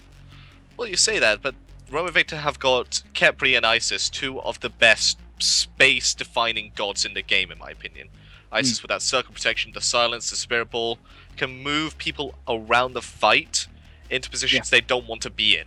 And Kepri, he's just got that abduct, he's got the root coming out from his solar flare, and he can also give damage reduction to his teammates by using that rolling dawn on them. Other bans coming through right now, we see the Neath ban from Golden Nuggets. That's going to be an absolute nightmare lane to face Kepri Neath, so a good ban there. We're able to get a ban away Sylvanas, don't want to give up too much lane pressure. Although it is odd to see the Sylvanas ban, given that there is Athena and Wukong already locked in. Yeah, I mean, it could be an Athena jungle. It's it's a possibility. They could go for that. Maybe go for a Geb or Sylvanas as it was banned out. But I think they're going to stick with the Athena jungle. They have locked in Xbalanque for their ADC, and it looks like Tiki is going to respond with a Medusa for Roma Invicta. What's one of the best ways to counter a late game god? You go early game, you shut them down, you don't let them get to where they're strongest. That's what Medusa does well. They're now hovering over Rama. They're looking to go ahead and battle the late game with late game of their own. Such a strong god. Rama has one of the best steroids in the game for hunters, and he is going to lock that in. I mean, you can say yes, if he did pick Medusa, then obviously Medusa's ill is not too bad. And going against the Xbalanque, it's quite nice. But picking that Rama, he's also got. Well, you got to think about it in the dual lane. It is a dual lane. It's not ADC versus ADC. It's ADC and support versus AD and support. So your support has to come into the factor of how your ADC builds early game, how your ADC plays early game. I think I'm going to see a bit of aggression coming out from Rama because he's got that Kepri, like just as extra backup. Athena could be looking to go aggressive, but I mean. It's oh, hang on, never mind. It could be a Geb. And it is a Geb. I think you're going to be a Geb. That's such a strong front line coming out from Golden Nuggets. Although what they do have in front line, they do seem to lack in damage. Roma Invicta have got no problem with that. Ao Kuang, Isis, and Rama are going to be spreading in these fights. Yeah, I mean, we haven't really talked about the Guan Yu as well. Guan Yu's like kind of just propped out of nowhere, hasn't he?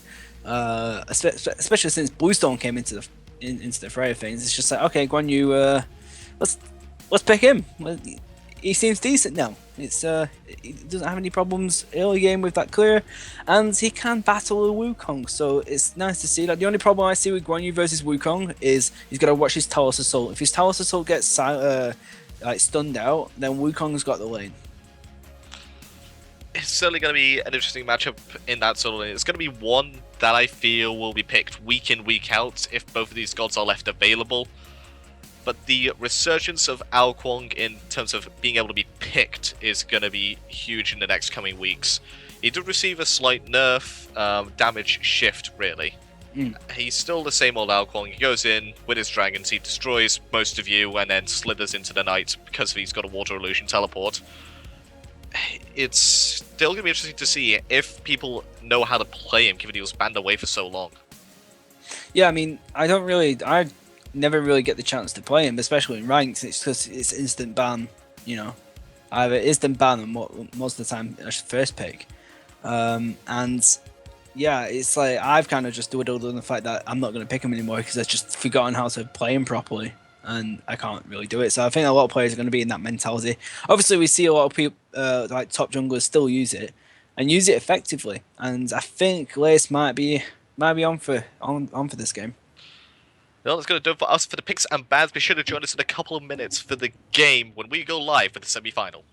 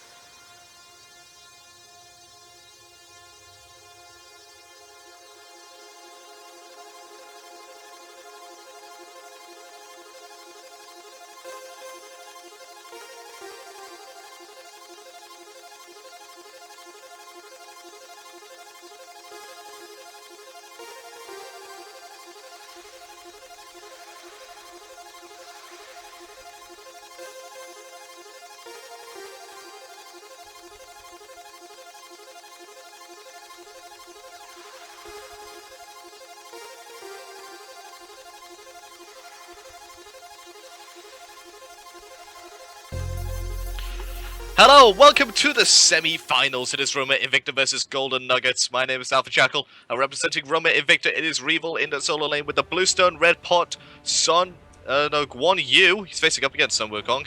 Alex HD in the jungle with the Ao Kwong. Agade QQ in the mid lane with Isis. Jacob HL and Tiki representing the duo lane with the Kepri and the Rama. My name is Oswald. I'll be co-casting for this semi-final. I'm going to go ahead and introduce Golden Nuts. Going from the Chaos side of the map, we have Techid playing support Geb. Joining him is Wolverine4545 playing the ADC Shibalonke. Helios Blaze in the mid lane playing Agni. Next Reality is actually going to be in the jungle with that Athena. Actually starting off with a purple pot, so looking for a bit of damage early on. And in the solo lane is Minos playing the Guan Yu skinned Sun Wukong. Did you get that? Yeah. Oh god. So Revel right now, he's got the Bluestone Pendant and has got the Potion of Physical Might. He's gonna have a lot of push in this lane. But can it be enough to match the push coming out from Sun Wukong? If Wukong can play it right, he can cancel out the Talos Assault and win that early game. It's tricky to do, especially against a good Guan, because the Guan will hide inside them front minions, the Gladiator minions. He will hide inside them and make sure he can't get stunned. Obviously, it's a bit trickier to do that. Obviously, he has to push forward. That gives Wukong a bit of an opening, and that's when you get your stunning. So it depends on the player, this matchup, especially with Wukong and Guan Yu. Well, both of them have got to lane at the exact same time. So Wukong actually getting there just a bit more, gets his magic cudgel off, and there you see the Talos Assault pushing away the Sun Wukong. It's doing a lot more damage early on as compared to the magic cudgel. Yeah, obviously he's angled it right. He's angled it beautifully. He's got the angle on the minions as well on top of Wukong, so Wukong can't get close. Takes a bit of poke. Revel should be able to heal it up as well, so he should be no problem. But yeah, that's what's going to happen in solo. But I think that if you go aggressive with Guan, you can bully the Wukong unless the Wukong's a bit sneaky. Oh, meanwhile, in dual lane, looks like the kid's in trouble. He's in a lot of trouble here. He's gonna have been abducted by the Khepri. You see the power of it there. A lot of tick damage going on. And Kid's very low health. He's gonna have to go back or pop some health potions and just stay back. Now, if you looked at that was very aggressive from TQ and Jacob HL. Yes, it possibly could have been an opening for Athena and Agni to gank, who actually got aggressive in the mid lane, looking for a bit of damage on the Isis, but that should be it for now. They could have had an opening because they just did back cams, and they had the positioning to quickly rotate to that dual lane and possibly pick up a kill, but I think that the dual lane for Roman Victor just managed to back off in time. I don't think they would have expected it to happen, apart from maybe a call missing from the blue mid lane. So this lane pressure is definitely going to have to go in the way of the Khepri and the Rama. It's tough to push up against that, especially as a Xbalanque who doesn't have that good. Meanwhile, dual lane, Minus going deep inside this tower, using some sort of god, actually gets the first blood on Revel. Revel actually exposing himself to a lot of minions there, and Wukong saw the opportunity, took the Tiger Stun, did the damage with the Magic Kojo, followed it up with the Somersault Cloud, and that was it. GG to the Guan Yu there. He's lost Reality a bit. in the mid lane taking a bit of damage. We're going to be returned onto Agri QQ thanks to the stun coming out from the Agni. Next Reality, if he dies, he loses 450 gold thanks to that power potion. And that's going to be a lot to be behind, especially against the Naoquang. Yeah, and also he is playing Athena jungle as well, and you don't necessarily have to get purple pop, but it does help with that early clear. And she's got to be, as Athena, you've got to be looking to just go in at any time notice. Actually, good meteors coming out from the Agni. Actually, Alyssa HL looking to go deeper. Good Spirit Ball gets two of them. Circle protection coming out, and that is it. Next Reality loses that purple pot. Healer's Blaze will go next. Gets eaten up by the dragon, and out he will go. That's a double kill in the middle lane there. Beautiful play by LSHD. He recognizes that he was a bit in danger, but also baited out the CC, and the one thing that could stop him doing a lot of damage, the Athena Taunt, and goes behind them with the Water Illusion and just exploits the positioning beautifully. I loved how he just went in. Like he knew he didn't take too much damage. Actually, soloing, just a bit of a slapfester. He didn't take too much damage, and he realized, I've got ult. I can aggress on this. It was a fantastic Spirit Ball from the Isis. That is what made that play there. If that didn't connect, then there wasn't a kill. That Spirit Ball did the damage and locked them in place. It looks like they want to aggress here. Another Spirit Ball coming out from the Isis, locking next Reality in place. Lecture wants to go deep. It is also attacking Madness, and that is it. Angry Day QQ picks up the Athena yet again, but it's not over yet. Here comes Wukong. He's looking for a stun on the Alcohol. He does find a bit. Robinson here has used the Astral Rush. Minos finds the kill, and here comes the Guan Yu cavalry charge. Forces the Somersault Cloud. But Rama making a rotation and using the Astral Barrage doesn't find a lot of damage onto Helios Blaze. How many shots? I didn't see that. How many shots did he get off him? One or two? I think he got off 2, maybe just 1. It looks like a 2. I think. I don't think he's going to be doing that much damage with the Astral Barrage this early on. We're still under 5 minutes. I think we might have a... Never mind. I'm just going to look at some of the builds. We've just got normal boots coming out. Let's have a look at the solo laners. We've got, pretty much standard start there. Blue Storm straight into boots. At the moment, Wukong has got the Iron Mail there. So he will be a bit tankier, but Guan Yu should be looking to... He's just backed, actually, so... Yeah. He's just a bit behind in gold there. 500 gold behind actually. It's because Minos rotated and got another kill to add to his first blood that he got in that lane. And you're going to see a lot of damage here. Oh, it's not a lot there. Because Wukong's at a higher level right now than LSHD, he's going to be a bit more naturally tanky than you would expect. Ao Kuang, though, don't get me wrong, he still just shreds through warriors. He does. He shreds through anything. You could put an iron bar right in front of him. He shred right through it. He's incredible. The only problem is that you've got to stick to your enemy and not get locked down. As soon as the Ao Kuang is locked down, that's it. That's him out the game. That's him out of team fights. You've got to be able to play Ao Kuang like very full, like as if you're like water. You've just got to be in and out. That is it. In and out. Do your damage. Possibly pick up an ult and get out that way and heal yourself. But the fact is that I think Lace actually might be doing well this game. He's 2-1. It's 6 minutes in. He's looking for another gank though. I think of Ao Kuang more like Magical Loki, and they're looking for another engage here because Defender of Olympus and the Darkest Knights. There could be a turnaround here by the Golden Nuggets. They're going to be looking... No, they're not. They just want to disengage completely, recognizing the Ao Kuang is still there with a lot of damage, and a CC from Khepri would be too much. Definitely. I think Roman Victor played that nicely. Looking for the engage. Actually popped a few ultimates there, so it's not looking good for Golden Nuggets at the moment. Actually, it was a Shubalonke ult and a Athena ult as well, so Athena had to rotate over, stop any sort of gank. Lace actually taking 2 bombs there. Spirit Ball not on the mark from Isis, who used it from the left mid camp. Possible aggression in the dual lane, though. Looking to try and push him over, but in the solo lane, we do see another dive by Milos. He's going to take a lot of damage. Can't get into it, but it's somersault clad in time and actually dies to the 1U. Beautiful turnaround by Revel. Yeah, looks like there's going to be a gang though. Next Reality coming in from behind on this duel, and it looks like Arma's gone up into the 0-1. Actually hits Jacob HL, and that is his passive, his ultimate down. And that is Jacob HL going to go. His shield is keeping him alive. He's like, squirming out of it. Oh my god, Tiki has to block the ultimate attacks, but I think Geb should be able to get this kill. Athena looking for it. Yeah, Athena's got it, but what cost? You lose the Geb for that. Look, Geb was tanking the tower. You lost support for support there. And possibly a jungler because of rotations coming in. Here goes Ao Kuang. He wants this. He knows he can get it. The taunt is not good. And it's going to be also Wildstorm there, using the ultimate to try and get some distance covered. Triple is off the market. Healer Space actually picks up LSHD for his transgressions. Good rotation from Magni, fantastic. A bit late because Isis came in earlier, but there is another rotation. Wukong coming in. It's 4 versus 2 in this dual lane. It could go nasty. This could be dirty. It's a circle protection coming out. And next Reality could be falling, getting very low, but Tiki falls and Angry Day QQ falls. No fatalities there for Golden Nuggets apart from the Geb, who died very early on. Actually has come back. Could be a gold if they wanted to, but everyone's at quite low. Everyone's backing. Khepri is up. Ao Kuang is also back up as well. He doesn't have the King of the Eastern Seas available to him, but he still do a lot of damage in the fights. And if you're going to be tanking up Gold Fury, taking about half your health from it, it's going to come in and kill you. Especially with the CC and protections provided by the Khepri. But man, I don't know. That passive from Khepri is ridiculous. That passive got that Geb kill. That passive, along with Tiki just trying to stall out, and Tiki could have possibly just tried to stand in the way instead of running with them, possibly just stand in the way, like you would do in American football. You just body block them and do that, and it's just like, no, you're not after my support. The only problem is then you're putting your ADC in a bit of trouble. But the fact is, I don't think the Geb should have gone so hard. He was tanking for quite a while, and Athena's a tanky character. She is naturally a Guardian.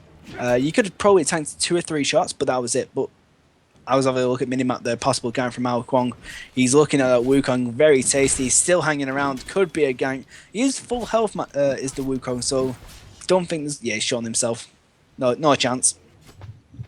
Just having a look around. I'll be looking at the builds right now. Nothing too untoward coming out. Devourer's Gauntlets on both Hunters. I suppose it's a bit odd seeing Devourer's Gauntlets on a Shibalonke. We tend to see him go to Transcendence, considering he wants to use those branching bowlers as often as possible, and those just chew through mana. I can't remember how exactly the cost of it, but at max rank it's 16 per shot. That's just a lot. I understand why he's actually gone Death Gloves, right? Because if you're an ADC and you're against Rama, Rama's going to go Death Gloves. He's got fantastic lifesteal. He's got a Khepri. He's got a Khepri to support him. Now, if the actual Wonky went Transcendence, he's got no sustain. The only sustain he would get would be from pots, and that's a lot of money to invest in pots. So he's going straight into Dev Gloves. He's going to lose a bit of mana, but he will be able to stay in lane just a bit longer.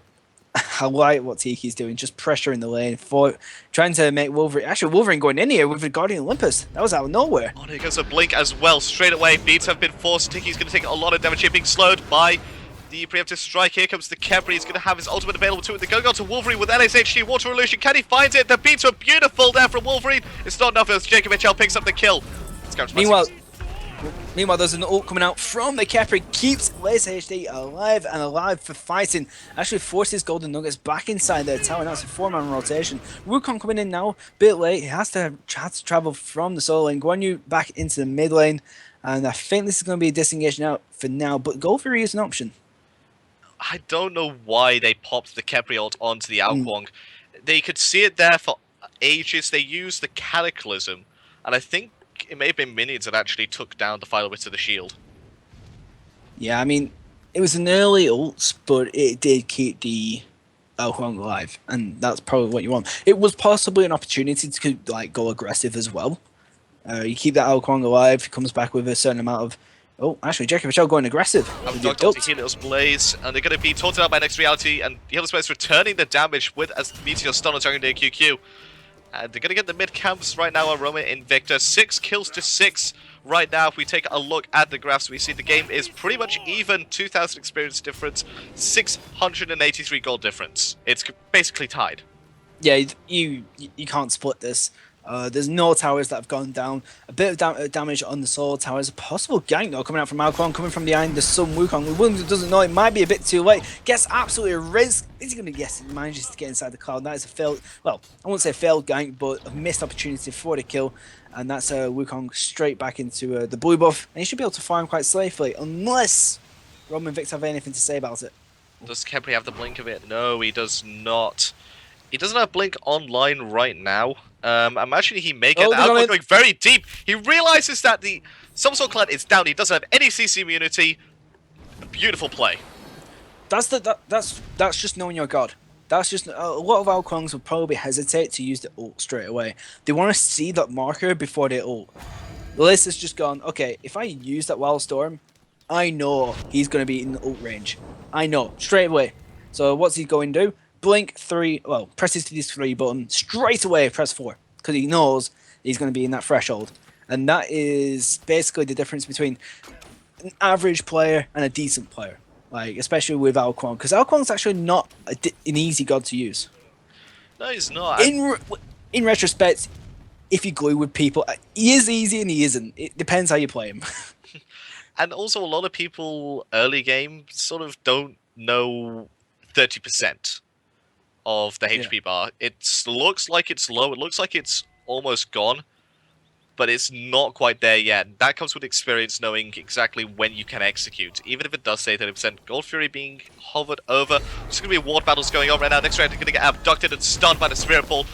It's going to be Split Engage, Disengage coming out from Golden Nuggets.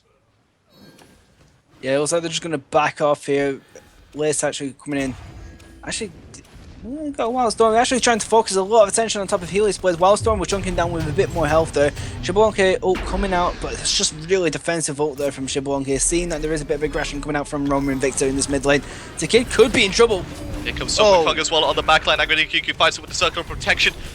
He's actually might fall here. No, Scarab's Blessing to keep him alive. Spin Developers coming out as well. They're looking for Angry QQ. The Scarab's Blessing has fallen. Tiki fights Helios Blaze in the meantime. Yeah, it looks like he's going in with Somersault Cloud. He's still giving chase to this Isis. Meanwhile, in the backline, looks like Venus just trying to stop the Rama coming into the fight. Wukong can't secure the kill on Kepri. Meanwhile, Tiki takes down the ADC Xbalanque there. Meanwhile, Venus just trying to get away. Okay, walked out of trouble and then straight back into it. 5-man in the mid lane. Roman Victor take out 3 members of Golden Nuggets without a single casualty. I do have to question some of the Kepri ult. I think it was a bit too early, but there was a lot of focus on the Isis. There's a huge amount there. But that focus on the Isis allowed Rama, allowed Ao Kuang to just do what they do best in fights and just go ham. And they paid the price for it, Golden Nuggets. I saw that I saw that Sun Wukong, I saw that Xbalanque, and I saw that Agni went so deep and so tunnel vision on to the ISIS, like you were saying, and they just paid the price for it. This is what we're talking about in picks and bans. So we're starting to see a few more team fights now. It's like we said in picks and bans that the sustain from Roman and Victor will keep them in the fights. We talked about circle protection, kept ISIS alive. We talked about Kepri keeping ISIS alive. We didn't actually even say that Guan Yu used his heal. Like Guan Yu kept her in the fight with the conviction just a tiny bit longer to like keep that Wukong in check, and she managed to get away. Wukong, Guan Yu managed to keep her away with conviction. And, that is it. That is their game plan: the sustain, but also damage, like just pure out damage coming from Yao Guang. Tiki on the back line taking out a couple of ADCs and just like trying to zone out the rest, break up the team fight. It was very well done from Roman and Victor. So only one tower has gone down in this game, and that's the right side tier 1 of the Golden Nuggets. So Roman Victor, they do have an extra 500 gold on their opponents just from map pressure as a gank on the dual lane. Yeah, it looks like Kefri wants to go in there, keeping the shield on top of Jabonke, but Ao Kwong is here. He actually runs into Athena. He could go against it. He's level 15 against level 12, and just scares her off now using the dash to get away. Could be a rotation into mid lane, but Agni does, well, he will be able to see it thanks to that Sentry Ward. But fights are breaking out all over the map. Solo lane's having a bit of a start fest. Mid are looking for an opportunity on the Agni, and Duo are pushing up as well. So at the moment, Roman and Victor have really got the push on Golden Nuggets. I was just saying, slap fight in the solo lane. That's going to continue being a slap fight from now on. Both of them have some defense, have some power online. It's going to be hard for them to kill each other without outside help, or one of them overstepping their mark completely, like we saw early on when Minos dived the tier 1. Right. Geb could initiate here, but there is a Guan Yu rotating. It's the 3 versus 2, quickly becoming a 3 versus 4 in favor of Roman and Victor. They could initiate, but what have they got? They've got every ultimate is up on table, and they could have fought, but they decided to go back. Let's have a look at the actual golden hand if I can get it up quickly. Yeah, everyone's rough roll around about obviously top 3 around about K mark, but I think Kepri needs to back actually.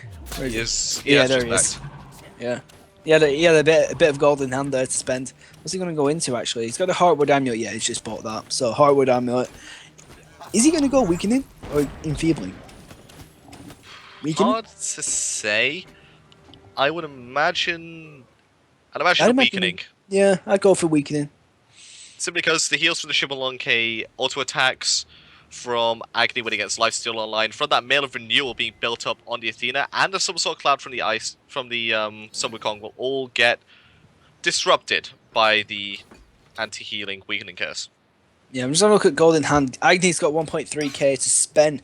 He's a full Warlock Slash behind Isis. Isis got the Warlock Slash. She's got 69 stacks on it, so he's been behind for a bit in terms of gold. He's actually not too far, but the fact is he's got a couple of gold in hand, and that's might hurt him if he can't get the damage out right now, because it looks like there might be a team fight brewing.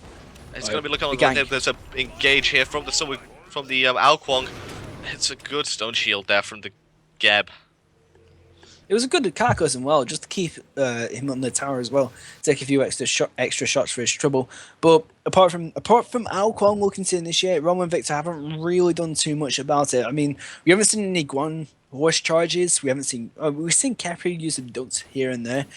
Kepri's not the one to like go super initiate on. He's kind of like keep people alive in the team fight. And I like how Ao Kwong's becoming an initiator, getting on that backline, becoming the distraction, allowing Tiki and Angry Day QQ to put some damage out. There's Defender of Olympus coming out and looking for the Guan, who's they forced the cavalry charge out beautifully. He's going to re-engage though. No, it's just looking for a bit of cheeky damage there.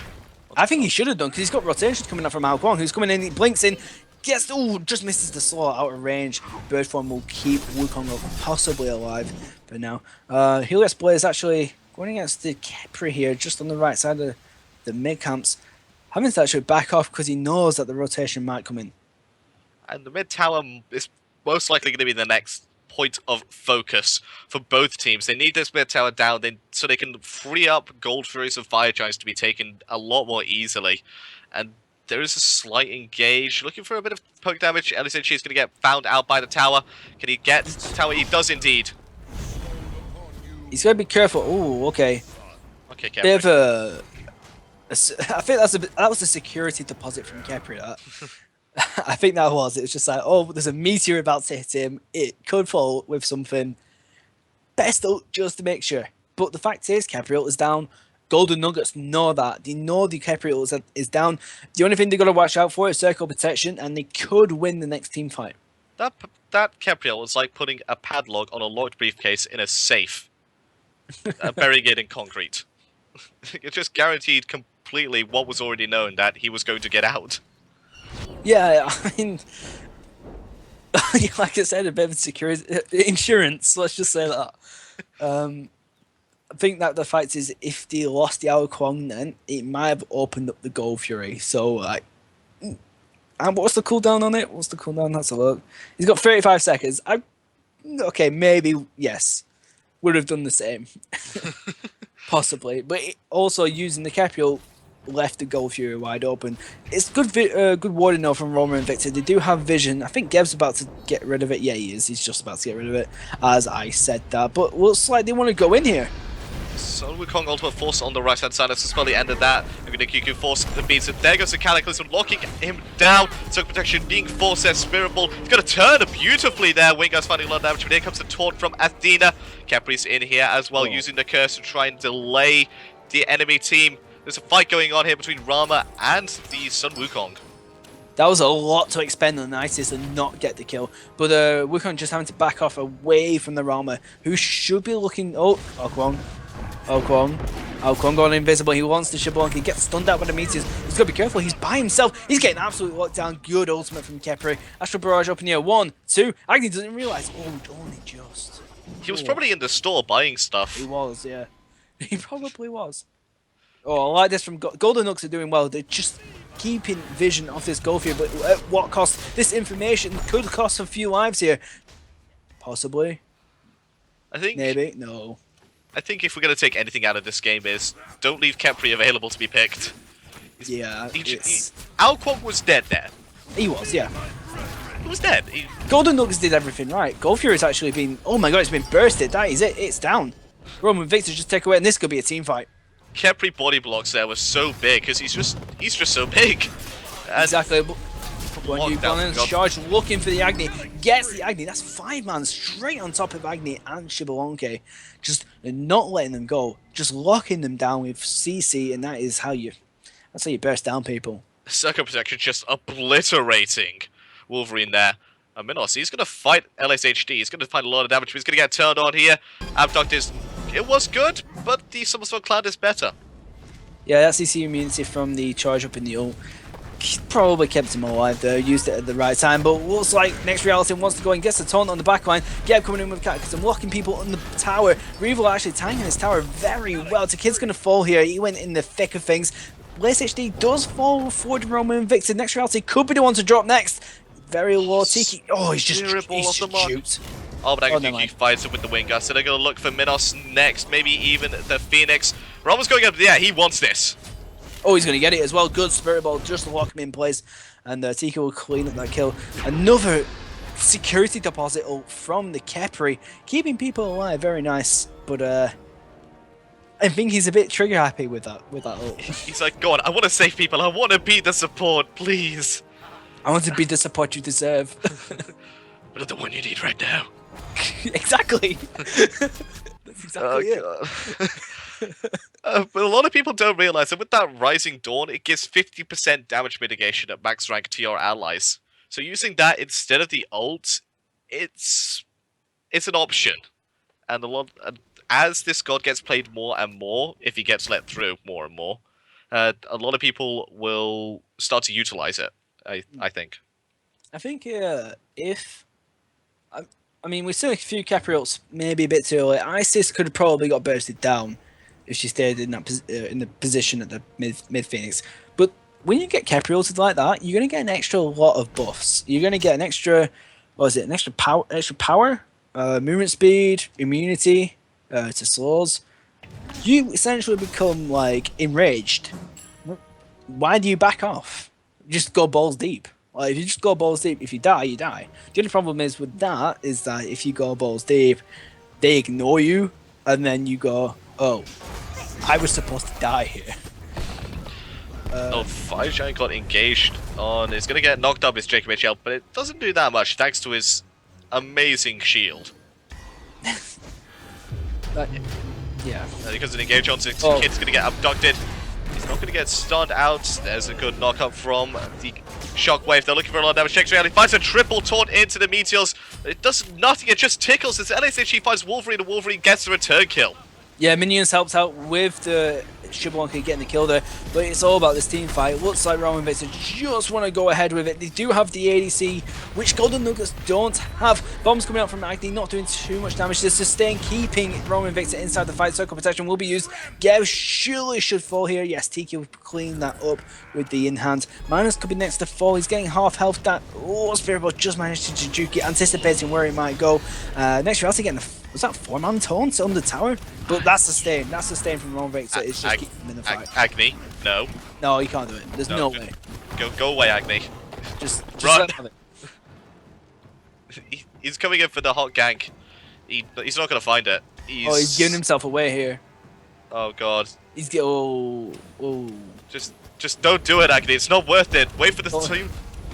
Wait for the support. Get the support. Wait, that's an Athena. That's not the support. He needs an adult. Stat. I need an adult. And the adults have come, and the Fire Giant has been disengaged from Roman Victor. Thought they could take it, didn't have enough damage. Instead, they're just going to get some buffs, go back to base and buy items. And we have a look at the gold in hand. I see that, yeah, top 4 right now are all on Roman Invictors. They do decide to start their backs. Guan Yu with 1,500, going close to 1,600. So this is 26-minute part. This is where we have a look at some of the stats. Player damage. We have a winner. We have a 25k coming out from the Rama. He has been doing work, absolute work this game.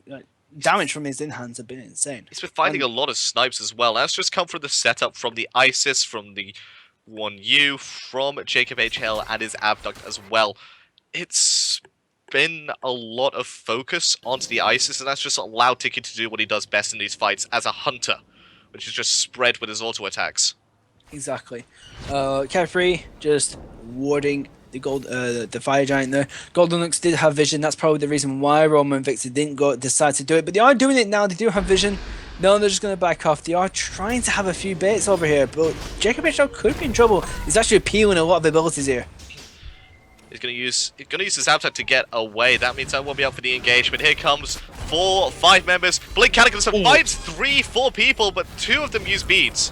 No follow-up as well. Kept him. Okay, Takid could follow up. Duck coming out from the Kepri. A lot of fight going on here. Alcon going straight for the Agni, and Tiki picks it up with the Astral Barrage with a third shot hitting Wolverine in the backline. Revo clean up the cavalry charge. Takid getting very low. Revo gets a double kill on the backline. Next reality could be next to fall. That's a triple kill for the Guan Yu. Meanwhile, another abduct coming out from the Kepri keeps it in place. This could be Angry Day QQ getting the. Was that a double kill? That was a no. It wasn't a double kill for Angry Day QQ. It was a double kill for Revo. There was a kill for LSHD, a kill for Tiki, and a kill for Angry Day QQ in that fight as well. They're going to actually just go for the win here. They're going to take this Phoenix very easily. The next respawn is 19 seconds for Tikid. That's GG. I don't think he's going to be able to defend this. There's no chance. Absolute no chance. That Titan's going to get absolutely bursted down. 2 Phoenixes and the tower are still up, but you've got 5 members, and that's sustained coming out from Roman Victor. Jacob HL going underneath fountain there just to show that he can tank it up. Yeah, there we go. That is game. Roman and Victor take it 23-8, and they will move to the next round. And we'll move on to the grand finals actually. Well, they will face the winner of our other match, Old School versus Team Heroic. That match still ongoing. So when that match finishes, we'll let you know in chat. Of course, Golden Nuggets, they go to the 3rd place matchup. But we'll bring you the final the second it becomes available.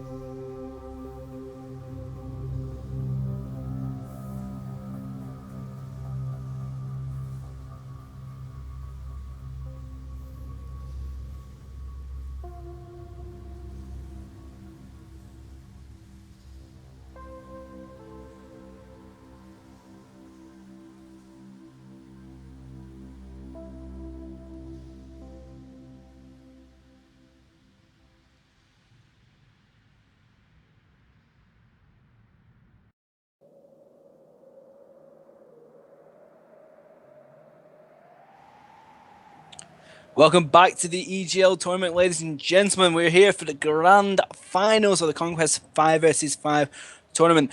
My name is Osbos. I'm going to be joined by Darkai for this final game, which seems to be a best of one if both teams have agreed to it. We were just discussing it then. Like, what's to stop the other team from saying, nah, let's not bother. Let's just go for best of 3 instead because we just lost the first game. Maybe. Just got confirmation. Yes, it is best of one. All right, fair dues. Right, so best of one it is. You're going to get one game, ladies and gentlemen. Anyway, so let's go ahead and introduce the teams. Roman Victor versus Team Heroic. So, you haven't seen these guys before. We were just saying this before this match started, that Heroic are a relative unknown so far. We've seen Roman and Victor a fair few times, but Heroic, those names are all new to us, and it's interesting to see them get to the final in their first appearance. I was looking at the team roster, and they seemed like it did say Spain, so it could be coming out from a different type of Spanish tournament or something like that, and just think, it's great, we'll go into the EGL, see what comes of it, and they've managed to get into the finals. I do recognise some names I've played with, but other than that, it's we don't really see them much in the tournament. Let's get on with the picks and bans. We've got Circuit Bellona, obviously, and then Alquan and Kepri banned. So Kepri being banned straight out. We saw last game how much sustain he had for Roman and Victor, and they've just banned it out straight away, not letting it. And Roman and Victor prompted to go for Giannis first. Yeah, that surprises me. Sun Wukong was perfectly open, and they picked Giannis instead, and then Heroic picking 4 and Sun Wukong. That is a strong start. Yeah, for Wukong, probably the your bruiser type fighters who you want in team fights. Great surprise attacks from 4 with the Anvil of Dawn, comes out of nowhere. You can actually even chase Giannis as well with that ult, so Giannis might have a bit of difficulty getting away from 4 because 4's got near enough the same amount of mobility as Giannis. Now we have a Sylvanas being hovered over by Jacob HL and the Rama from Revel. So Rama will be going towards TK. We did. It's going to change for Freya. Yeah, Freya change to Freya. That's 3 magicals. Yeah, Freya most likely the ADC pick here. Sun Wukong though, so strong. I'd like to see here a Retso pick an Agni just to deal with the Giannis. Whether we're going to see it or not is another question, but chances are if he doesn't pick it, that Roma and Victor are likely to ban it just because it's such a good counter to the Giannis. He's Giannis is probably one of the top mid laners. He's got so much mobility and utility to offer his team. He's got so much power as well with that unstable vortex. You can actually do a serious amount of damage. But the only thing you've got to watch out for is that as soon as you lock down on Giannis, that is it. Like, most of your mobility goes, and if you're relying on mobility in your game, possibly like Roman and Victor are doing, like Sylvanas doesn't have a lot, Freya doesn't have a ton of it. She's got the Valkyrie's discretion just to buy her some time, but other than that, it's pretty much standard for the Freya. I mean, the mobility coming out from Team Heroic is probably going to be the 4. Possibly could be coming in with an Athena pick as well. That's something that's still wide open. They still don't have a support. We are going to see the Agni picked up though. Great counter to be honest, and they're going to ban away Humbats. Just don't want that displacement. He's really good at dealing with 4, and then Roman and Victor banning away the Athena, which is possibly what Heroic are wanting. Yeah, I mean, just before I said that, it's just like, a good pick here will be Athena. Roman Victor, go ahead and ban it, because obviously nice control coming out from Athena alongside the 4 control and also a bit of Wukong and Agni, that ranged stun that he has with the combo stun, and it would prove quite devastating if you got locked down by all them stuns and CC chain basically. The only support you could possibly go for here is maybe Geb or Ymir would be nice, I suppose, but they're not up for an ADC because they're thinking, they've picked the Freya ADC. Don't really have to, pick a support just yet. As Angry Day QQ hovers over the Nemesis. Nemesis, very good pick. With the slows there, going to be able to keep Wukong around, going to keep Shablanka around a little bit. Agni's still going to have his dash, Shablanka's still going to have his Rising Dragon, but if you can slow that Bird of Nope, that's some Wukong stuck around. Bird of Nope there. Bird form is just in the 72 transformations. Still not locked in. We're still waiting for the final pick as well for Roma and Victor. What would you like to see? Yeah, I think he's going to go with Guan Yu again. I was possibly expecting this. The only problem I see with this is that there's not going to be a ton of push coming out from Roman and Victor. Freya can do damage, and the team comp isn't too bad. The only thing is that if they want to win objectives, they're going to have to fight for them. You can't split push as this team. You could probably do it with Guan if he got a bit of solo damage on it, but he's got to get the kill first. Nemesis is not going to be doing anything to towers. She's going to be looking for ganks. Freya's not going to be able to do that much damage to towers, and Sylvanas and Yasuo just no. So it's all about that push. I think that's what they're going to go for. I don't think it's going to be any sort of split pushing. Interesting pick here by Heroic and Noir. Then that suggests this is a Sun Wukong support, not a Sun Wukong solo. So I don't know if they tried to bait this out. I don't know if Wukong Guan Yu is now basically the warrior kind of slapfest that we see in solo more often. If they anticipated the Guan Yu, what can Noir do to Guan Yu apart from blowing up with minions and the shining metal? She can stop the Talos Assault from range, but the thing is that Guan Yu's very good at chasing, especially with the dash. He can slow with it, and I mean a gank from Nemesis would prove fatal as well, thanks to those slows as well. Yeah, Noir is a very unusual pick here. Going into the slows from Nemesis, the slow from Guan Yu, the Talu Assault, it's interesting to see what they're going to do. That's probably going to be a Noir solo. It could be an Agni solo, don't get me wrong, but I'm assuming Noir. The Noir Guan Yu matchup is an interesting one. Talu's Assault does a lot of damage, although the exploding minions does do a lot of damage in return. Yeah, I think with that, ladies and gentlemen, I'm going to wait for the countdown to go. So stay tuned for the grand finals between Team Heroic and Roma Invicta. We'll see you guys soon.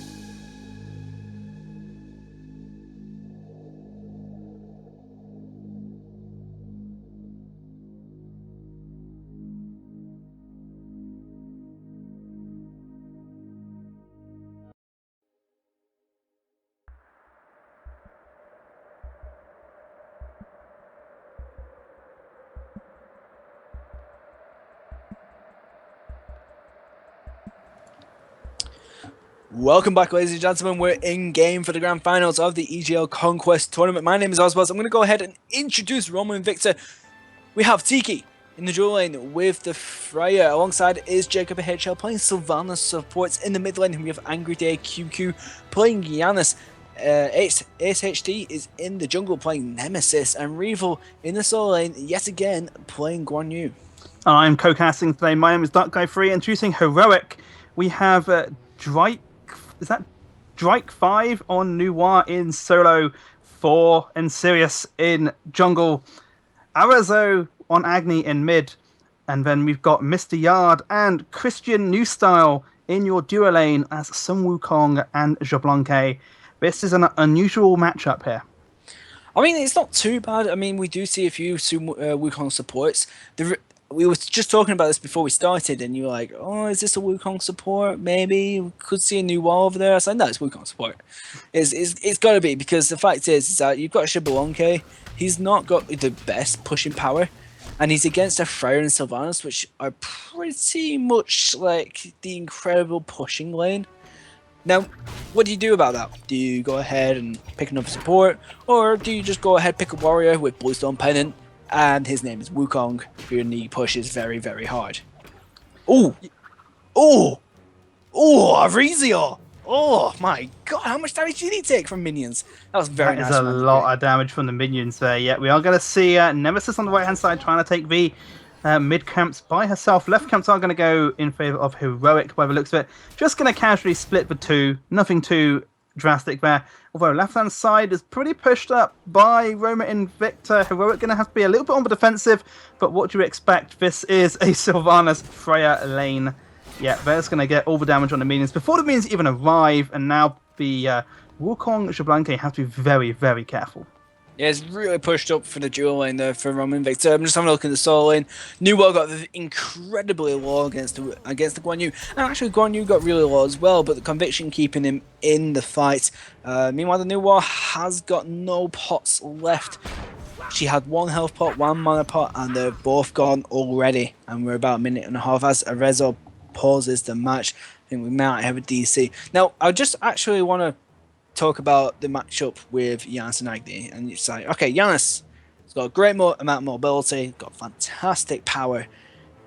Agni struggles a bit before level 5, but once he gets that ultimate meteor bombs, he starts, getting into 5th gear. Did you see what happened at the start? This is what you do against an Agni. Agni comes into the back of the archers, right, and he wants to dash towards his own tower. What do? Okay, well, I'm going to stand in your path of flames for 1 second, get out, let my minions kill you, and then you take a vortex. That's how the Agni got so low, and that's how Angry Day QQ forced him to back already. That's an amazing way for Giannis, who generally has a bad matchup against the Agni, to actually get the upper hand. Arezzo is going to be able to stop Giannis going through his portals a little bit with his with his noxious fumes and the stun with any flame that hits it. But if Angry Day QQ can keep this keep playing like he is, he's going to have a very good matchup against the Agni. I'm just having a look in chat and just Spear coming out from the Freya. That's going to be the reason you buy Spear on Freya is because you want to use it when you're not obviously getting attacked, and it gives you like an incredible amount of sustain. Like if you have a hover, I can't remember what the details are exactly. It's 30% attack speed, 35% lifesteal, and 30 movement speed for 5 seconds. But the caveat to that is you do take an additional 30% of damage from enemy gods while it's active. So you want to try and avoid being in a position where the enemy will easily hit you. Yeah. Especially on Freya, you can get all that lifesteal. That amount of lifesteal on that is ridiculous. You can get back up, you can get a little bit of clear going, and then try and get out of there as quick as you can if the Wukong and Jablanque try and land a hit on you. Yeah, I'm just having over in chat. Yeah, good save, mate. Basically, we did say that the push with Freya and Sylvanas is going to be incredibly strong, and we had a few naysayers. The only thing, obviously, with the Freya push is that she's got Achilles Spear, so she's going to have an increased attack speed, which if she pops the pulse, then it's going to be, extra knockback. If you think about it, pulse, extra knockback, groups the minions up, Sylvanas. What's he have? Area effect auto attacks. Yep. That is push. That is It's a just lot of ultimate push. And we can see it right here. We can hover over into dual lane, and we've seen it for the past minute and a half, and just straight away, just putting Wukong and Xbalanque on the tower. I can see why they've gone for the Wukong support, but even with the Xbalanque as the ADC, it's, you know, it's not going to be enough as we go back into the game after the pause has been stopped. So yeah, straight away, just push like that. And now they can group up and force these minions in the tower, denying gold. And that's Called what just you off want. the mark there by Jacob HL. Sorry to interrupt. Looks like they're trying to force an engage. Blanca's going to take a bit of poke again from the minions. He's going to go down to just about half health. Yeah, I wouldn't say half health. I mean, well, 3/4. Well, it's about 2/3. Let's agree to disagree. All right, yeah, we'll just say 2/3. But it's definitely not half. But look at that, great push. See, coming out from the Freya. Let's hover over into the solo lane. As Nuwa is taking a bit more of a passive stance. She went quite aggressive against the Guan Yu early on, but he does that well. Meanwhile, in the mid lane, a bit of damage coming out, forcing the Path of Flames out from the Agni. Ford's got to be careful here.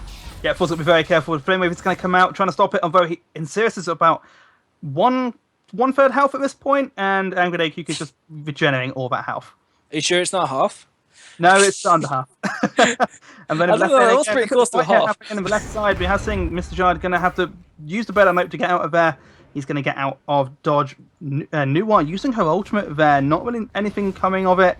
Lace HD is in the mid lane. He's got about half health at this point in time. Not going to go back yet. He does have ult.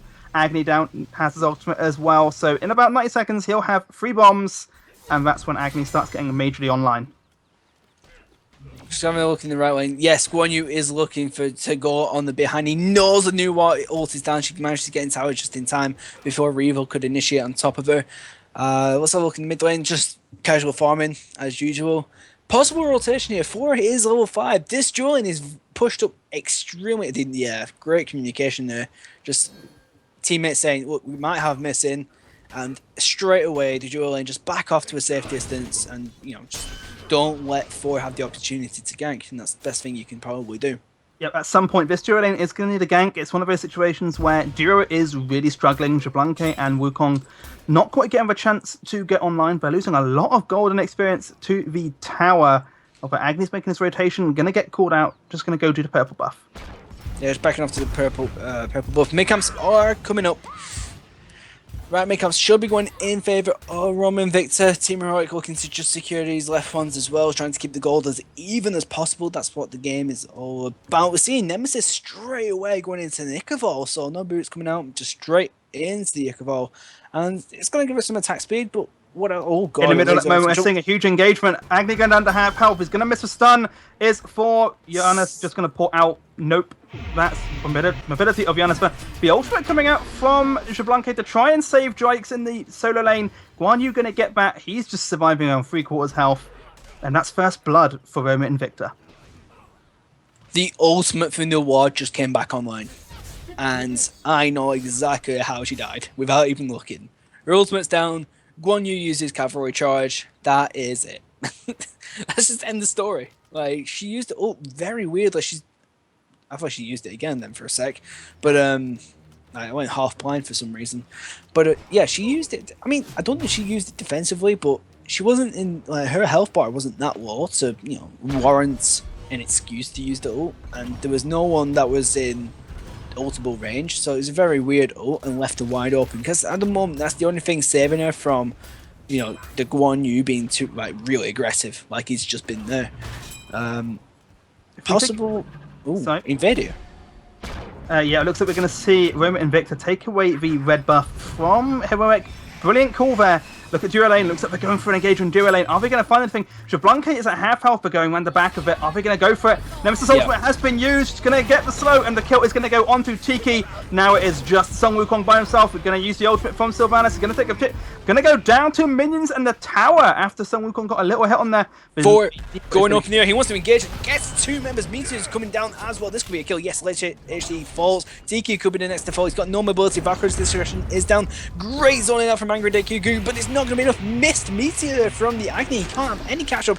Does get that in hand. Only just through space and time off the mark. Oh, he actually just blasted through Agni there. Didn't realize, and he gets cleaned up by minions there on the back line.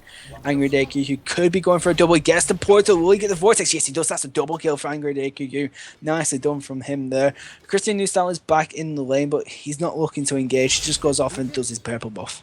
Brilliant turnaround there by Vianas. Brilliant sense of mind just to stick around, just to see what he can do. He was full health. The others were really low. Going to get a double kill there for his efforts. Turning that fight in favour of Roma Invicta yet again. So look at some of these builds. We've got Talaria boots coming out from Wukong. Wow. All right. So, yeah, just building into Talaria boots, get a bit of extra gold. He doesn't have watches, so he hasn't been getting that extra gold that Chibonk been last hitting from. So he is a bit behind. Well, just 200 gold behind the Sylvanas, who's gone into Watcher's Gift and Traveler's Shoes. So he's going to start having a few poking abilities. Just to get look at the amount of damage they're coming out on Mr. Yard from Vianas. So one hit by Unstable Vortex takes him down to about 3/4 health. It's insane. Vortex is just insane. It is crazy. That should be rank 5 now. That should be rank 5, no questions asked. Yes, it is rank 5 indeed, yeah. Seeing 2 points in Threshold, 2 points in Through Space and Tim. Gonna get a fair amount of damage on. Threshold does allow him to do a bit more damage as well. But there's a 2-level difference between Angry Day and Erizo in the mid here. Angry Day just backing off there. Agni putting some damage into him. Sylvanas looking to push here. He's gonna be a bit careful. He's down to about 3/4 health. Doesn't matter, he's got West, he's going to heal back up there. Agni looking to do a rotation over, I think that Ward may have this just could be spotted him out. Yeah, it's spotted him out. Tiki gonna get Christian Weisdale here. Tiki by himself, no he's not, the ultimate coming up there from Mr. Yard. Jacob HL is going to have to be very careful, though he's got next to no health. He's going to go down most likely. Tiki's also going to get hit by the Ford. Ford's going to dunk in, get Tiki. Jacob HL going to have to run. Giannis has turned up. Going to get the kill on Mr. Yard yet again. Nemesis now turning up. Brilliant all there by 4, stopping him from getting a Retso. Going to get stunned out as well by the wave, and that's going to be a disengage. Yeah, just a disengage for now. They did get a nice kill there on Tiki. 4 coming in. Brilliant ult. Shibalonke having a bit of trouble. He's level 7. He hasn't got any sort of lifesteal item. He's got no sustain in that lane, and the fact is that Jacob Michelle went straight for him, just straight away. That's a fantastic. I was gonna say it's a Jacob H.O. got to be very careful. He's going to get chased down. Lazy backing has been caught by the Spanish team Heroic. Is he going to get out? He's going to get double tapped. Is he going to spin to win? It's going to get him. And Sirius is going to get another kill on Jacob H.O. Although Giannis is here again. Look at Sirius's health. Freya has turned up. Agni is still here though. Going to slow them down. Sun Wukong has returned. Freya's going to have to retreat. Not going to find anything on it. Nemesis chasing down Arezzo though. Yeah, he knows the Path of Flames is down. He knows he can catch up. The bees coming out from Arezzo just to try and get into the safety area of the tower. He manages to get there. But I'll tell you one thing, lazy back. I really thought that 4 wall had locked him in, as if it was just there was no gap.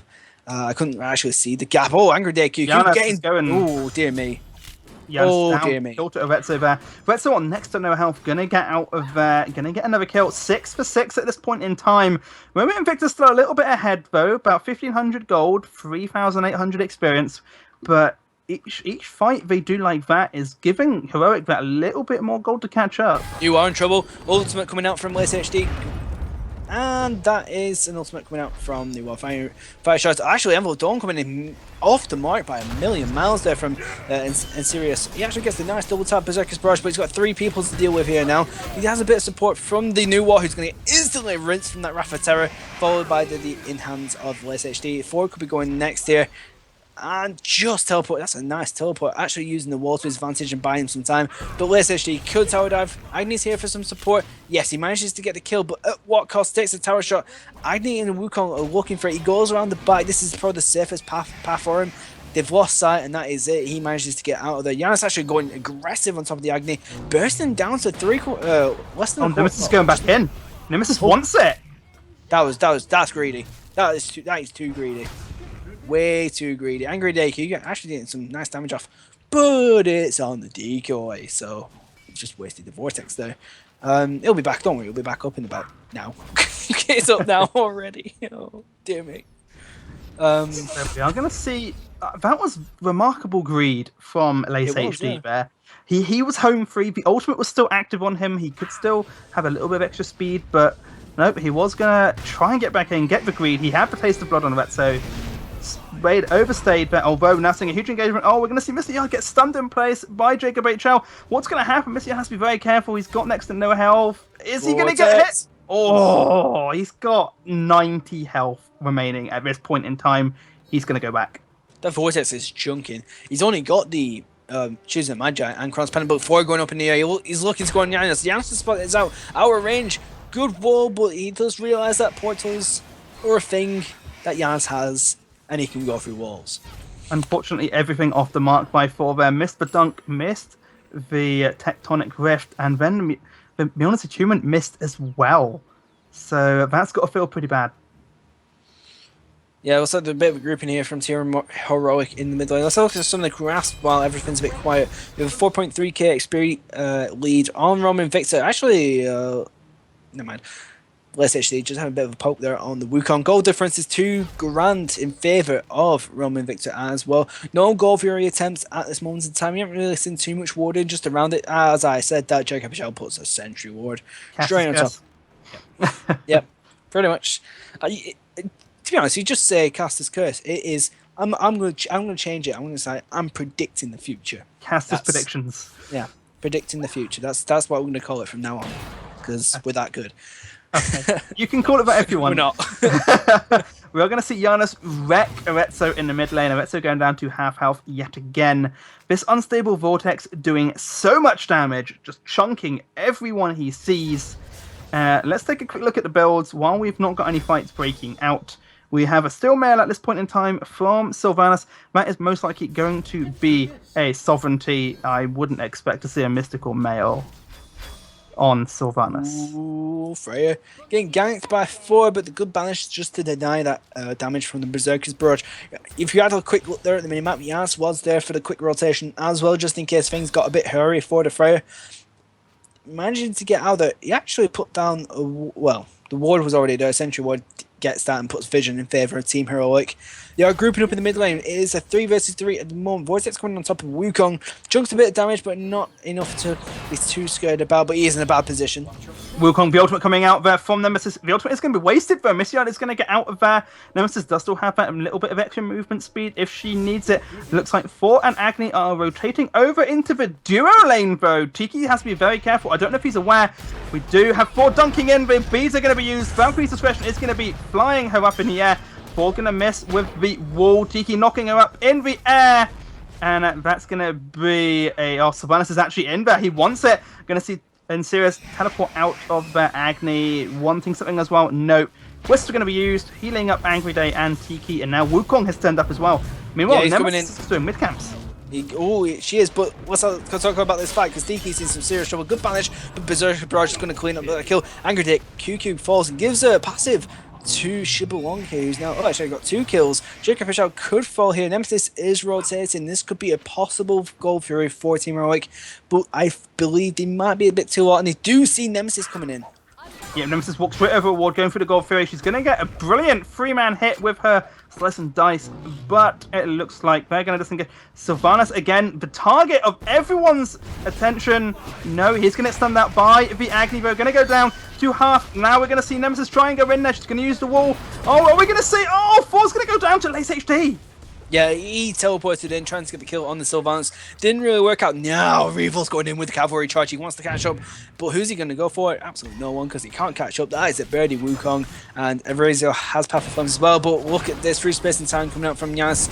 He's going to be trying to catch up. He didn't clip anyone with it. Revel getting down to about just over half. Actually healed himself up for 3/4, and that could be a Gold Fury. They've already started the Gold Fury up. We do have 3 people in the duo lane for Heroic. Gonna get zoned by Nemesis though. Nemesis has to be very careful. She is slowly getting surrounded by 4 of them now. They are coming in. She may go down. No, she's going to double dash out of there.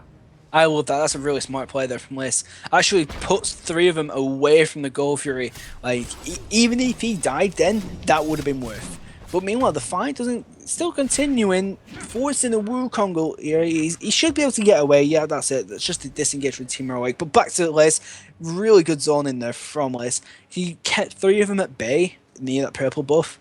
And it's just like, okay, if you want to get past me, you know, you're not, That basically. was remarkably well played by Lace. We are going to see a pause come out again by Heroic. It looks like Christian Newstar's having a few connectivity issues. This is their second pause of the game so far. We do have one more if needed, but I'm not sure how long this is going to go on for. But yeah, I mean, it's that goal. I mean, the goal here was just really well done. I mean, they forced Team Heroic back, and as soon as that Giannis through space and time come through him up, it's just like puts Freya in, and the whole team was there anyway, roughly speaking. And that's just like, all right, guys, we've got vision of gold. They don't have, they won't know that we're doing it. They did have a bit of a hint because Lace HD is just there zoning out for no reason, and that's a pretty big clue to say, oh, they could be doing gold. But even if he did give up his own life, that would be worth like for a gold fury at 15 minutes in. But I think at the moment, Roman and Victor just, gradually getting a hold of this game. We can see the damage coming out from Angry Day QQ. That's going to be it. I mean, we thought it was doing damage. Now, just wait until about an extra 5 minutes or so, and it's going to be incredible. Yeah, interestingly, if you look at the damage, while you mentioned that, Nuwa is top of damage boards with 8,100. Not a surprise considering her ultimate just hits everyone. Followed by Agni, and then followed by Giannis. We are going to see the buffs being taken on the right side by Guan Yu. Nuwa is going to push a little bit of minion wave up. Guan's going to lose a little bit of experience. And gold to the tower there. Although, listing Sun Wukong on the left-hand side trying to fight Tiki. Sylvanas is going to turn up, and then in the mid lane, we do have a fight breaking out between Angry Day and Insidious. Insidious is going to go down to half health. Yeah, he's going to get chased here by Lace on the tower. Gets that nice shield. Actually keeping up, and he's going to be able to ult him underneath tower, and that should be a kill. Lace diving past 2 towers to secure that kill, thanks to the damage from Giannis actually getting 4 down to about half health. He's got to be careful, though. His cooldowns are pretty much out there, and actually getting some support from Jacob HL. Does a Wrath of Terror. Lace HD actually using the shield very nicely there, and should be able to secure the kill. Does he have the slice and dice? No, he just gets it with the in-hand. Rotation coming out from Wukong. New Wars there as well. Revo coming in to join the fight with Cavalry Charge, and puts... Actually, Lace HD fell there, but meanwhile the fight still goes on. Crystal Newstar gets pulled into a portal. That should be an end of him. Valkyrie's discretion being used. Actually focusing on Drake. 15. Oh, did he not have one more shot there? Oof. Banish was there as well. Just going to take the camps at the back there. It's probably going to be a steal on the orange buff as well. Take the stuff out. Oh, Wukong's coming out. Anvil Dawn has crashed down. Not going to get anyone. Going to stun Jacob HL. Going to get rooted in place though by Jacob as well. And that's going to be the orange buff stolen away from Heroic by Vitamin Invicta. Could be going back here. I don't think Fire Giant's an option at this moment in time. We're only 17 minutes into the game. I mean, it could possibly be done, but there's no security. 4 could come down. Well, his ult's down at the moment, but he could be hovering around, possibly looking for a kill. But he's only level 12, so he's got to be a bit careful with engaging on this Robo and Victor team as they go ahead and secure that solo tower. There's nothing that the Insaris and Derek can't do about that. I'll just call him Derek then instead of Drake. But you called Derek now? Drake is now Derek, okay. If we take a look at the levels in the meantime as well at this point, Revo is 2 levels ahead of Drake's. Lace is 3 levels ahead of his opponent Jungle on 4. Angry Day QQ is 2 levels ahead. Jacob HO is only 1 level ahead. And Tiki is breaking even. But the story of this fight is really the solo lane and the jungle. Yeah, I mean, we've seen Revo, he hasn't been bullying Nuwa, he's just kept her at bay for now, and he has been looking to aggress, but now he's starting to come into the team fights. You can see him looking to initiate with the cavalry charge, and I look what he's building into. Male Renewal. Oh, I love that item. It's such a good item, such a good item. He's getting involved in a few of the fights. That item is going to see a lot more use now that the team fight stage is beginning to start and come online. He's not quite finished it yet, but that item is so good, and especially with the Guan Yu's conviction keeping him in the fight for that much longer. We are seeing a huge engagement on Jacob, going to use the portal to get out of there. The mobility of Giannis just showing off, and now Mr. Yard is by himself and has to be very careful. Ultimate is going to be forced. Yeah, Wukong having to use the ultimate to get out of there. New War ult came down as well, probably just to get away from the Guan, who is giving chase there. Mr. Yard's decoy is just battling with the rest of the Roman Victor team. And I think Team Heroic just wants to disengage there. They can't really fight on even ground with Roman Victor at the moment. I think that there's a bit too much sustain coming out from them. But Guan Yu could be in some trouble. He is going to steal away the blue buff there, although he is now brilliant use of the ultimate there, and Nemesis is hit as well. Are we going to see 4 go down? 4 is going to go down to Lace HG, and so he's going to lose his life, and now Noir going to go down to Revel there. The ultimate has been used for Shablanque. Agni is here. Too little too late, though. He's going to take a lot of damage. Going to stun up. No, he's not. He's going to go down to Lace as well. Bullform going to come out from the Wukong. Not going to stop anything. There's 4 people on the right-hand side. Meanwhile, on the left-hand side, Shablanque trying to fight Freya. Freya not really caring, though. That's what you want from me. I say Guan Yu in trouble. I meant Guan Yu baiting the hell out of that. Go ahead, aggressing on blue buff, forces 2 of the Team Heroic players to come over, and then that's just the cue for Roman and Victor to engage. And for that team fight, they go ahead and take down that tier on the left hand side. tower. Freya is going after Shablanque. Is she going to get it? And there she goes. Basic's going to get him there. Christian Style is going to go down yet again. Freya is definitely doing work. Oh, mid lane. Yeah, back to mid lane. Looks like Mr. George is in some deep trouble. And the cavalry charge going. Is actually Revel going very deep there on top of the Phoenix. Tower has been taken down for Roman Victor, and that is a straight out dead forward coming out from the Nemesis, just instantly wiping them off the map. Nuwa and Agni, the only ones left to defend this. 3 members of Team Heroic are down. This could spell trouble on Nuwa again, giving vision, and that's GG. Yeah. That is a surrender vote going for Heroic, which means Roman and Victor win this final. It was a best of 1. 18 kills to 10. They were 10,000 gold ahead as well there at the end. Looking at that, I'm probably thinking it's coming down to, I wouldn't say drafts, but I don't know. It's because Nemesis shouldn't be working. We don't see a lot of Nemesis, but it worked in that game because she had a lot of backup, and we saw a tower dive a lot. Like, she was in towers for the majority of her life, and she was tower diving, just tanking it up, you know, doing fine until she went a bit too greedy and gave a kill to Agni, but we won't talk about that.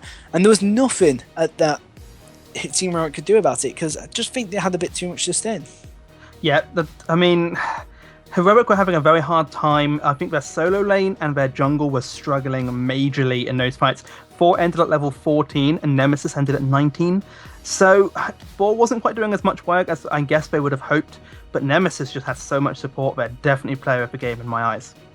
I just want to bring it back as well. Like, I mean, we started seeing Agni doing some damage, but it's too little too late. Like, if I look at damage charts, it's Giannis is 12k, Agni's 11k, but Giannis is just in your face, vortex, have fun. Like, you can go back to Fountain now. Like, enjoy.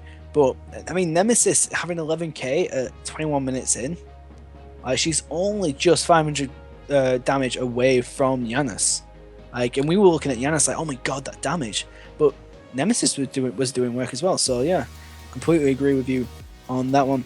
But I think that's going to be it for today, ladies and gentlemen. It was a best of 1. Both teams did agree to it, so I think that's going to be it. So thank you for tuning in, ladies and gentlemen. My name has been Ozboz. You can check me out on Twitter, LOzbozL. My name has been DarkGuy3. You can follow me on Twitter at DarkGuy3, Twitch, DarkGuy3, and YouTube, DarkGuy3 Gaming. And I believe that AJ is here as well to do his sign-off. Yes, you can also find me, Alpha Jackal, at Alpha Jackal on Twitter. You can also find me in Twitch, AJMB1995. And that is going to do it for us for today. Thank you so much for tuning out, everybody in chat. I'd thank the 2 lovely co-casters I've had today in Ozboz and Darkeye. Good job to both of you. Thank you. Yeah. I'd also like to thank I didn't know there was a cue us in there. Oh, okay. I'd also like to thank production for such a great show on today. Congratulations, obviously, to Roma and Victor, especially for winning the tournament, and everybody for turning out. We'll see you on Wednesday for another Conquest tournament. Until then, stay fresh.